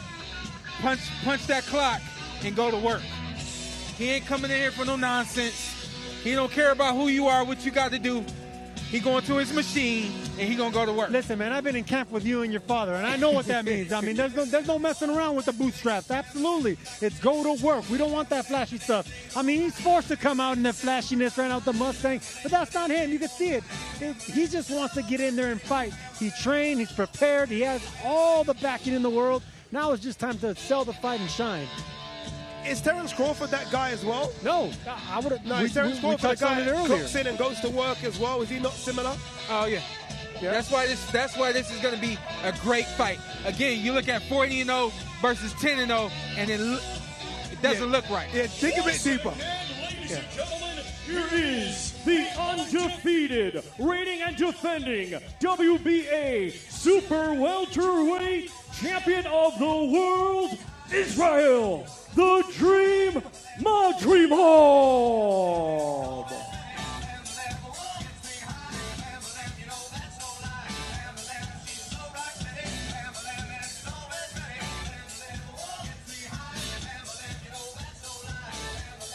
Israil Madrimov on the biggest stage of his career, up against the biggest challenge of his career. And I almost feel like he's ready for this challenge. It seems like he's built for this challenge.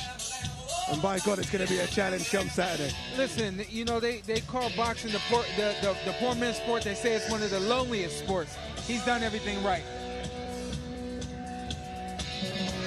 And now let's welcome, arriving in a blue 1959 Chevrolet Corvette from Omaha, Nebraska, undefeated with 40 wins, 31 of his 40 wins coming by way of knockout. Ladies and gentlemen, please welcome the three-weight world champion and current WBA Super, WBC, and WBO welterweight champion of the world, Terence Bud Crawford. I know I said I wasn't a car guy, Ade. I just became a car guy. Wow.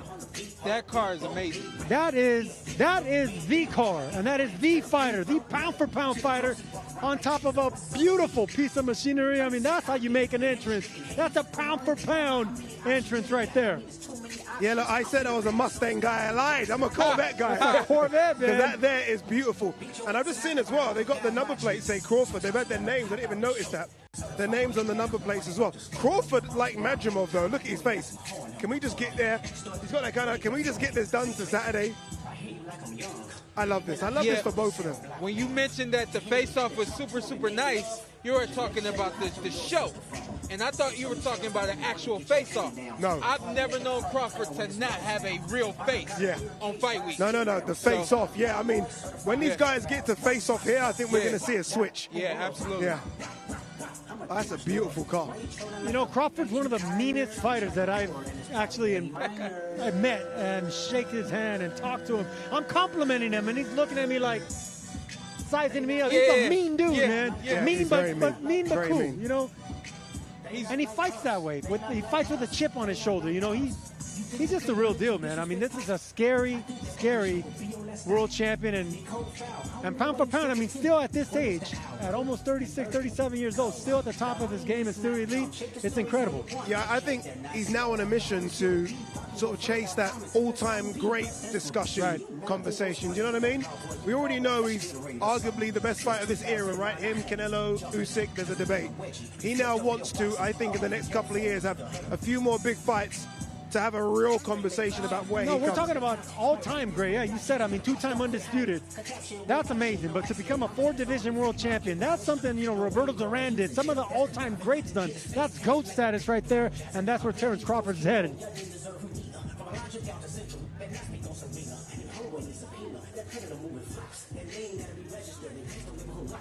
Not a bad song to come into as well. Hey, I was just about to say, Kendrick Lamar. if anything, people stopping just because of the song. You know what I mean?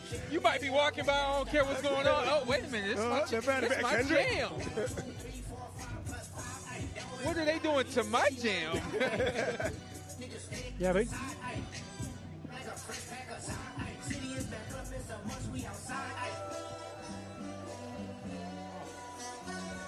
here he comes, making that walk.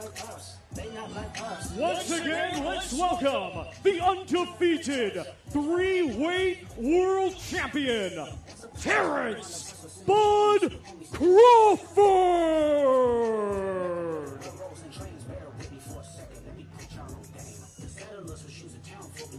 What a moment for Terence Crawford, bidding to become a 4-weight world champion. And then who knows what happens after that. You're hearing the names being mentioned, Canelo, other names being mentioned.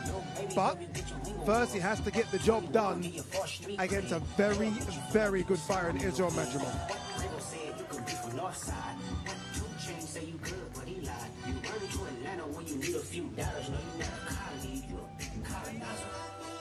The family matter and the truth of the matter. He was God's plan to show y'all the liar. Here we go. We're going to see this face-off, and I think this is the moment when things get real. Niceties go out the window. This, our Riyadh Season Card main event, Saturday, August 3rd from BMO Stadium in Los Angeles, California. 12 rounds scheduled. It will be for both the WBO Interim and WBA Super Welterweight Championships of the World, and it is a final eliminator for the WBC World Championship. Yeah, both of them. This is going to be, and you know, I'm happy that both of you agree that Madrimov is a real challenge, because look, to the American audience, Madrimov isn't really known.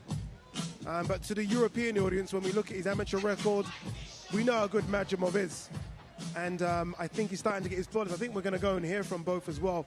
Let's go upstairs to Chris Mannix. Israil, first title defense for you, and it's a big one against the man who has long been the pound-for-pound king. How are you feeling heading into this fight? What's up, Billy? Thank you for coming. I'm feeling great, you know.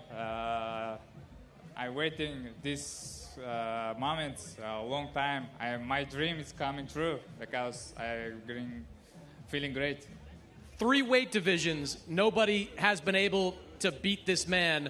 Why are you confident that you're going to be able to do it? You know, this is my division because I think this is only victory for me. Good luck, Israil. Thank you. Bud, we'll turn to you. Been a long time since we've called you a title challenger. How does it feel challenging for your first belt at 154? It's all right. I had to go through it at 135, 140, 147. It ain't no different from 154. It's your first fight now at junior middleweight, and you're going right to the top of the division against Israil Madrimov. Why was this the right fight for you? I think all the fights was for me at 154. I wanted all the champions. I consider Israil the #1 guy in the division. He's a great fighter. I just think it's the Terence Crawford era. This man's probably naturally a little bit bigger and stronger. What kind of fight are you expecting on Saturday? I don't know. He might come out, try to box. He might try to use his size and pressure me, but I assure you, we're going to be ready for whatever he brings to the table. 11 straight knockouts in a row for you. Is this the kind of fight that you think you can get the 12th? Hey, we shall see. Good luck, bud. Thank you. Guys? Oh, liking this one. This is going to be a good one, isn't it? Terence Crawford versus Israil Madrimov. We are going to hear from both fighters. They're going to join us on stage. Israil Madrimov first. Let's have a quick reminder, though, of the fight card that you can expect on Saturday. And it's a good one as well. Prelims are fantastic. And then, you know, obviously the main card is very, very special. Terence Crawford, they're having a word with Eddie Hearn. These two have gone back and forth all week. It's only friendly. It's only friendly banter between them. By the way, Eddie Hearn has put 3 fighters against Terence Crawford. All 3 have lost. So let's see what Eddie Hearn can do. Obviously, he looks after Israil Madrimov. All right, we kick things off in the welterweight division. As you can see, Ziad Al-Mayouf will take on Michael Bulik. Then in the super middleweight division, Steve Nelson, part of that Terence Crawford team, takes on Marcos Ramon Vasquez.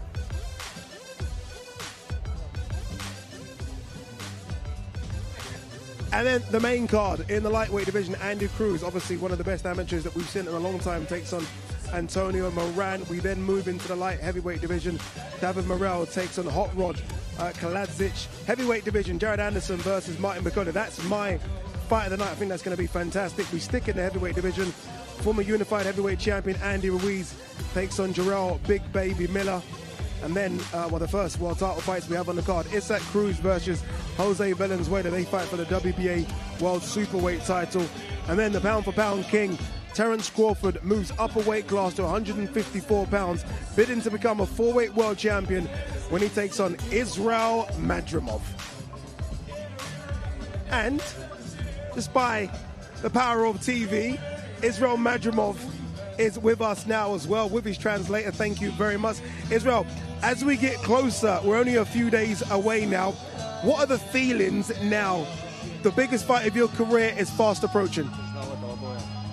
Yeah, I'm waiting a long time this moment, and we are here. Only waiting Saturday, coming fast, and then fighting, and I will be, inshallah, only victory. I want victory. By the way, your English is getting better. It's like it's getting better every single day. What do you make of all of this? This is incredible, right? You wouldn't have experienced anything like this. Is it special? Do you just want to get to Saturday, or can you enjoy this? Yes, I like this moment, this first time for my life. Only energy. Yeah. He was only imagining something like that to happen to him. Well, you deserve it as well. I know the guys want to ask you some questions.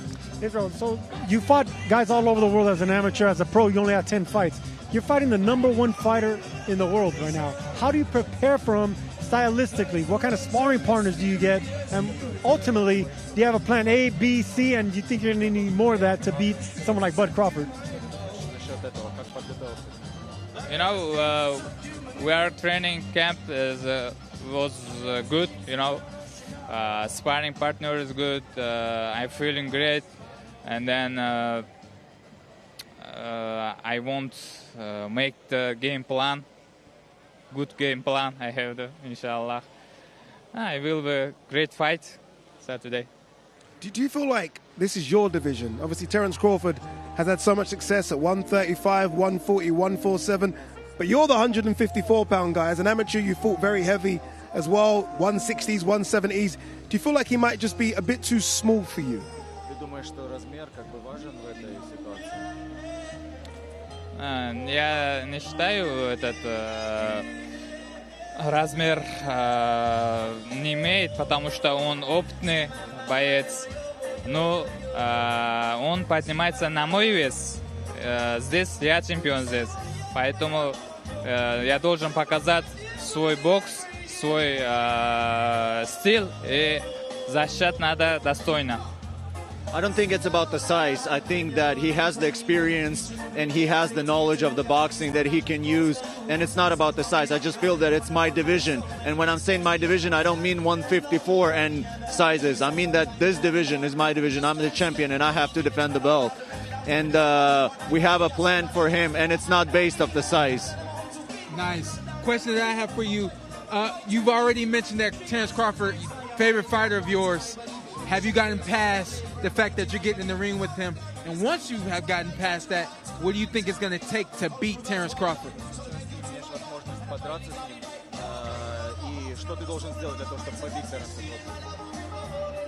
You know, yes, Crawford, my favorite boxer. I like his style. And, you know, our style is the same thing. He's moving, lefting, righting. Me too. I have the power. He have the power and then smart. You know, it's ring showing what happened. And inshallah, it's great fight for all boxing fans, you know, and for my career. So. I think it's going to be a fantastic fight. Israil, thank you for coming. Thank you so much as well for translating. Make sure you scan the QR code. You don't want to miss this one. Not just Madrimov versus Crawford, but so many good fights on the undercard as well. And a little teaser. Enjoy this little promo.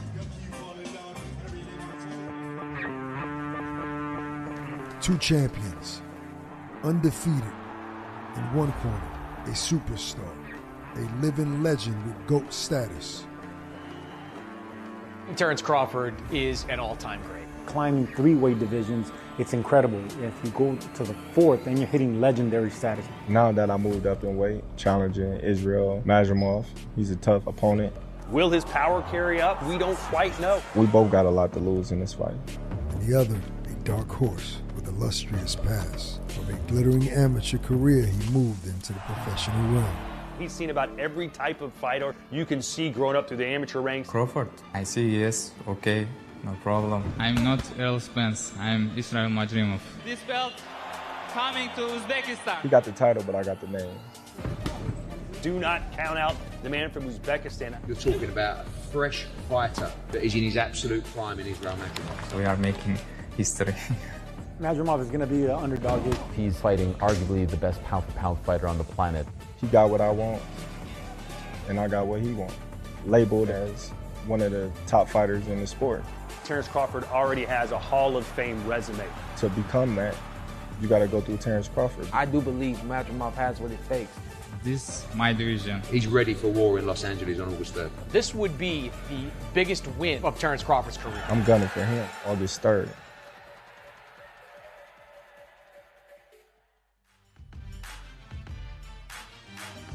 Oh, look at the sunset. Look at that. That there, beautiful. Just take a screenshot. It's time to get out of here. Take a screen. Yeah. That sun goes away. That's it's time for us to go away. It's time to go home. And we will be doing that very, very soon as well. You know what I liked about what Madrimov said there? The best thing I took away, I think it was the question that you asked him. And he said, I'm not trying to say that like Terence is too small. I'm trying to say the 154-pound division is mine. Like the whole division. Yeah. Like not my belt, the WBA, everything. He's coming to fight. No, I love that answer. And the fact that he knows what's in front of him, right? I asked him if he had a plan A, plan B, plan C. I wanted to get a little strategy out of him.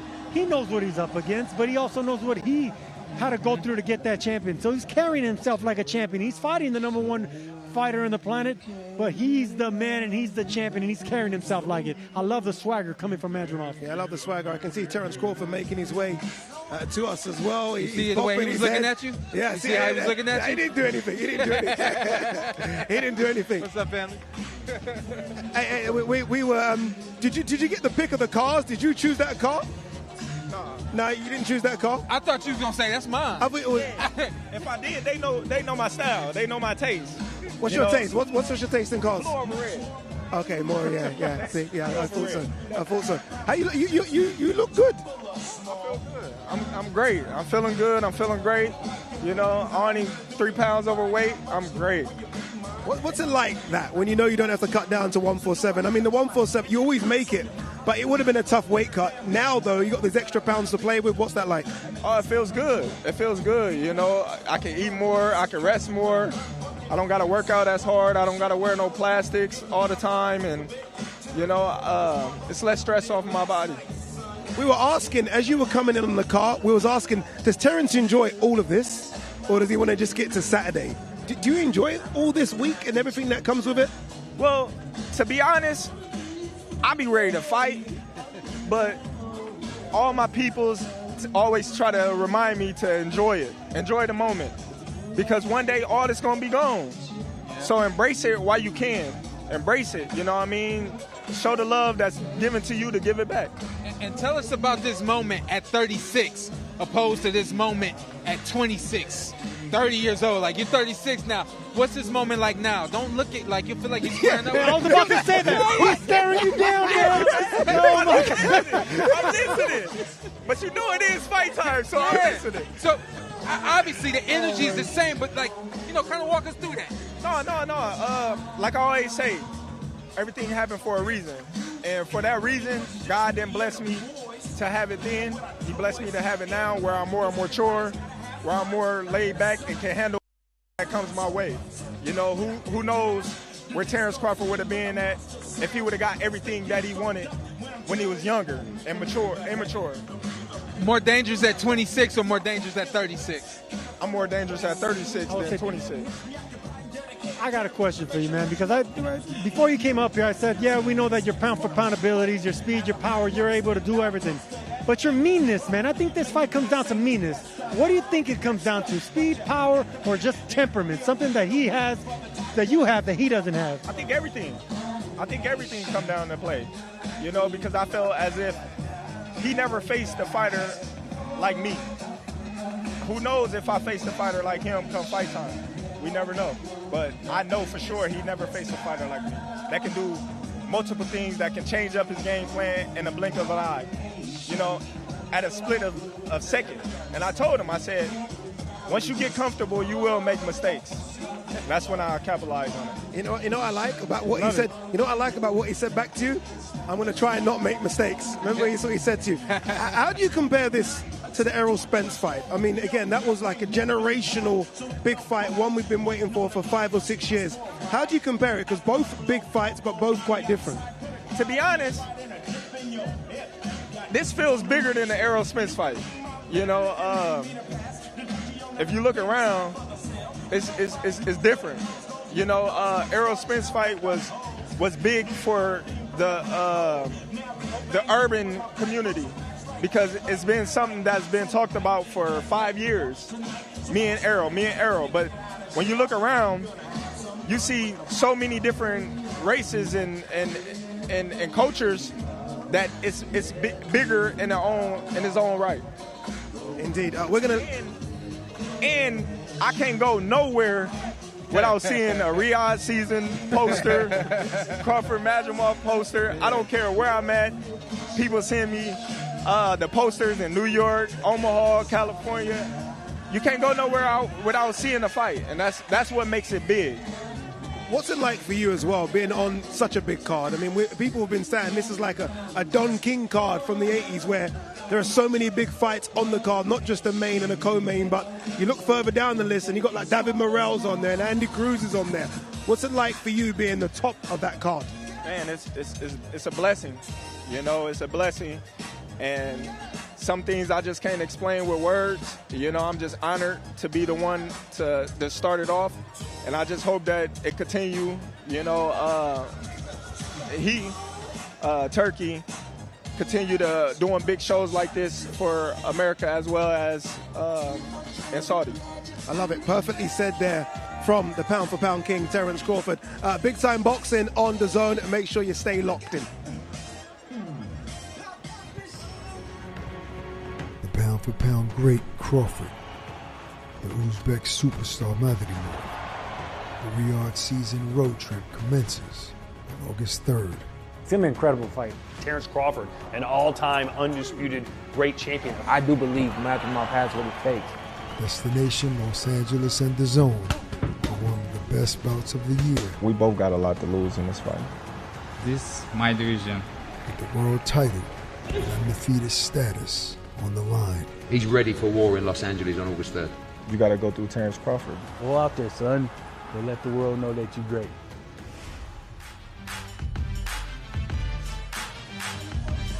Welcome back. Look, so special. It's so good to have Riyadh Season in America. So good to have it in LA as well, and so good for it to be that the pound for pound king Terence Crawford against a fighter that I think is going to cause him a lot of problems, and Israil Madrimov. Something very, very special. Undercard, crazy. It really is going to be a good night on Saturday. Eddie Hearn has joined us. Eddie, the most important question to ask you, have you played Terence Crawford at darts yet? I just saw him coming off. I've made a call-out video that will be published tonight. Right, this is serious stuff. You don't call out a Brit to play darts, right? Especially if you're American. I'm sorry. We are bringing the PDC to America, but you ain't ready for darts yet. I don't know too much about darts, so I'm going to let you have that. Exactly, yeah. You know what? Like when Terence went to me, there's nothing you can do better than me than talk. And the only thing I could come up with was darts. Oh, and that leads me to my question. You felt the energy of going up against Terence Crawford. Not in the ring, but tell me about the energy that you felt. I really like the guy. Like I have so much respect for him. I think he's a really good person with a good heart. And sometimes you need to bring out the personality in someone. Like Madrimov is obviously he's from Uzbekistan. He's quite quiet. So that was just me kind of poking him a little bit and letting everybody see that he's actually a real cool guy. Do you know what I mean? He's an unbelievable competitor. You see that, the way that he breeds that for his family, you know, like his sons and stuff like that with the wrestling. Like, this guy's a winner. And we know what we're up against on Saturday, but I like our guy in this fight because he's a real fighter and he's elite. Do you know what I mean? And he's a big 154-pounder, but he is fighting a generational great in Terence Crawford. I think it's a tremendous fight, but I feel like probably the world, but also the American public has never seen enough of the real Bud Crawford. Like, I feel like he should be a superstar in this country. He should be really applauded as a fighter and as an individual. Was there any hesitation at all from Team Madrimov when this got kind of put to them? Like, okay, look, Terence Crawford wants that belt. Was there any maybe not? Honestly, a little bit, because if we're all honest, you know, when you become a world champion and you've had 10 fights, number 11 in the first defence is not always Terence Crawford. Do you know what I mean?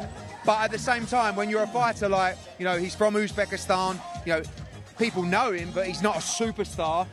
This is the breakout fight that can do that. Obviously, it's a massive financial opportunity as well, but Madrimov's about more than that. He was an unbelievable amateur, one of the top amateurs from Uzbekistan. He's a national hero in Uzbekistan, and it was like, look, ideally, we'd like another 2 or 3 fights. But the opportunity's here. Let's roll the dice.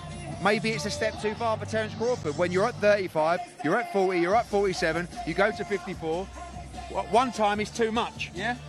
Saturday, we'll see. But I like our guys slot in this fight in an amazing card, like amazing card. Eddie, I'm sorry, you do understand that your guys are going up against the most dangerous Terence Crawford that there could ever be. Why'd you say that? Well, he says he's more dangerous at 36 than he was at 30, 26, 30. Yeah, I think that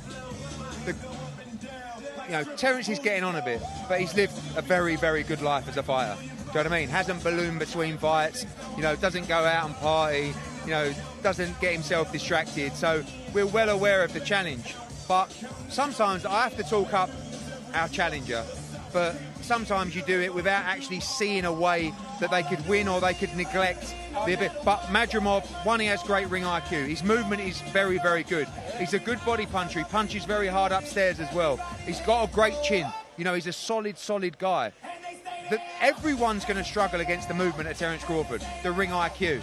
But this guy's got to get himself into this fight. I think sometimes the hardest part of this kind of fight, when you lack a bit of experience at this level, is those opening 3 or 4 rounds. You have to be competitive and you have to get into the fight. And if you don't, then you're in big trouble. Because you've seen Crawford so many times, whether it's, you know, against Avanesian, whether it's against Kell Brook, Amir Khan, you know, those first 3, he just goes through the gears so effortlessly. Do you know what I mean? And you've got to find a way to negate that. It's going to be difficult, but all I can tell you is Madrimov is bang up for it. You know, don't forget the same team really as Dimitri Bivol and those guys. And when he faced Canelo Alvarez, no one gave him a hope in hell in that fight, really. People respected him the same way they respect Madrimov. But hand on heart, everyone was calling for Canelo Alvarez. He did a job on him that night. Do you know what I mean? So don't rule this kid out. Okay, so we know Terence Crawford called you a great talker, and you're a great promoter. Now put your boxing hat on, your trainer hat on, X's and O's, How exactly does Madrimov win early rounds? Can he win the middle rounds? Can he get a stoppage? Does he win a decision? How do you see this fight going? I think, you know, it's not even a case of winning the early rounds. It's just a case of being competitive and getting away and finding a way into the fight. He punches very hard. He has tremendous straight shots to the body. Like if you watch him, you know, he moves in and out of that circle within the circle. He pivots really well. He has great straight right hands to the body, great work to the body. He has to slow Terence down a little bit. It's really difficult to do. I mean, I'm not the guy to ask tactically how you beat Terence Crawford, but you have to, you know, you've got to put a little bit of a dent in these guys. If you let them get into a rhythm and you let this guy just shine, because Terence's confidence is on another level. Like, although he knows he's in a tough fight, he has no doubt he wins on Saturday night. Eddie, we got two former champions that don't know how to beat Terence Crawford either. Yeah, so. I know. But good luck. Maybe, like, the only way, you know, when you talk about those kind of geniuses, I put Inoue in the same class. I actually put Lomachenko in the same class. It's only when you move through the weight classes that actually you come up against someone that can nearly match your ability, but can match you in size and power and hurt you. Yeah. Like, we have seen Terence Crawford buzzed a couple of times, and he's in with the biggest puncher of his career. No doubt about that. And I think this is the toughest fight of his career. But Madrimov is relatively inexperienced as a pro, but they're up for this, you know, and, you know, you just got to get into the fight. You've got to find a way to not get outclassed early, not get hurt early, not get buzzed early. Right. You know, you see even in fights, like, I know Haney against Garcia is not really a comparison, but that left hook, you know, in the early part of the fight from Ryan Garcia against Devin Haney, it switched the fight in the first 2 minutes. If you get buzzed early by Terence Crawford, it's a long way back. So, you know, I'm not saying it's even a case of winning the early rounds. It's just be competitive. You know, try and wear him down, try and find a way to hit him and hurt him. You have to land, and you have to land heavy on this guy, and that's very, very difficult with the IQ of Terence Crawford. Well said, Eddie. Well said and well sold. I like it. Very, very good. And I want to be there for that darts What's your match as well. fight of the night? Favourite fight of the night, Bacoli, Jared Anderson. Can you tell them how good Bacoli is, by the way? He nearly went for me. Who, Bacoli? No, Jared Anderson. He can't listen. I watched him spar 10 days ago, right, in Delray Beach. And I like him with all, you know, and he came up to me on the stage, and I went to shake his hand, and he said, I'll do it because it's business, but you know, and I've been saying he might get beat on Saturday, right? I said, it's a 50-50. He said, you know, I heard what you said. I said, what, you don't like that? I said, it's a 50-50 fight. Well, bet me. You can bet me, DM me, text me. I said, look, I'm just, like, if you're the real deal, you win. If you ain't, you don't. A lot of you guys, you know, American audience, don't know enough about Martin Bacoli. He's a legitimate top 15, maybe top 10 heavyweight. He's 285 pounds. He's a big lump. Jared Anderson, age, he likes to trade. He likes to sit in the... I'm telling you now, this is a tough, tough fight. It's a brilliant bit of matchmaking, and it's a terrible bit of matchmaking, because if he gets beat by Bacoli, no one really knows who he is. We do, like in the game. He can really fight. If he wins, he probably don't get the credit. But I'm telling you now, if he wins, give him the credit, because if Jared Anderson wins this fight, he's the real deal. And I hope he is, because I like him, and I think for American boxing, he's fantastic. But I'm telling you now, if he starts trading up with this guy, if Martin Bacoli's fit, and if Martin Bacoli can have the cojones in this fight, this is a massive banana skin. Hey, we got a bet here, so I don't know if you want to tell me about Pitbull against Rayo. Oh, that's going to be a tough fight. I know. That's going to be a tough fight. A lot of people think that Rayo could cause him a big problem. Valenzuela is going to be a live dog, and I think Bacoli is a live dog. Both of those are going to be tough fights. Tough fights. Yeah. As we're here now, last one then, Ruiz Miller.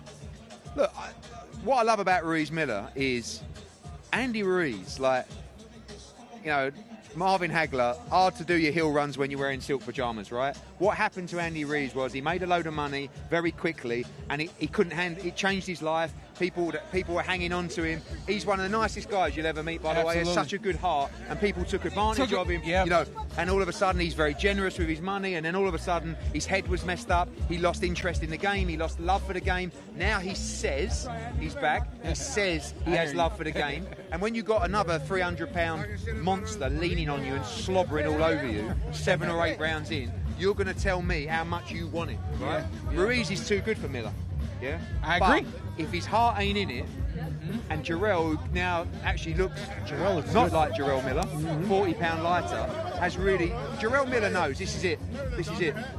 And if Andy Ruiz hasn't got the appetite for the game, he might not win on Saturday. But if he's still the same Andy Ruiz, if he still wants it, I believe he wins the fight. Andy Ruiz and the lack of appetite, I don't see that. But yeah, the hunger. I see what you've done. That's what you've done.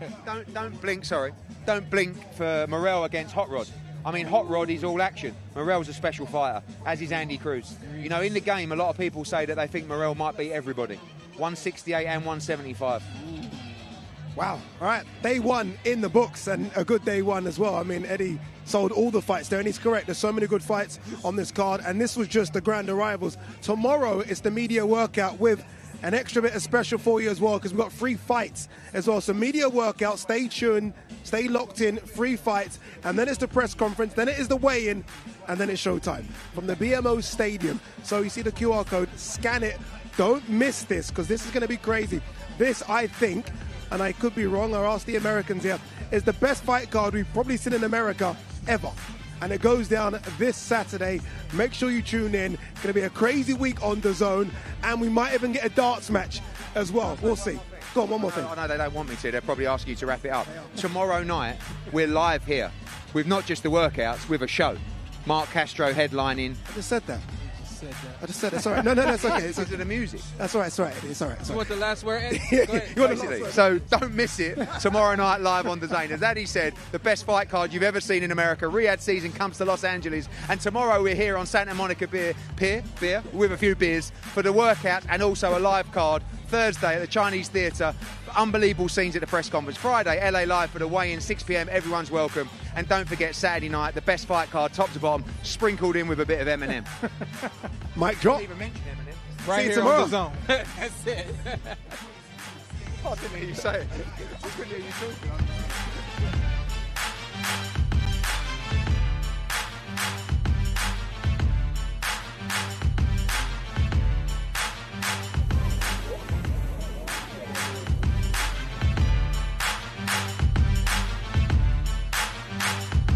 DAZN, August 3rd, Crawford versus Madrimov. How do you know you're the best? Is it the 40-fight undefeated streak? Dominating 3 divisions?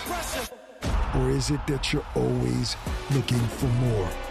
Facing an undefeated champion on the #1 boxing platform in the world, Crawford versus Madrimov. August 3rd, buy now at DAZN.com.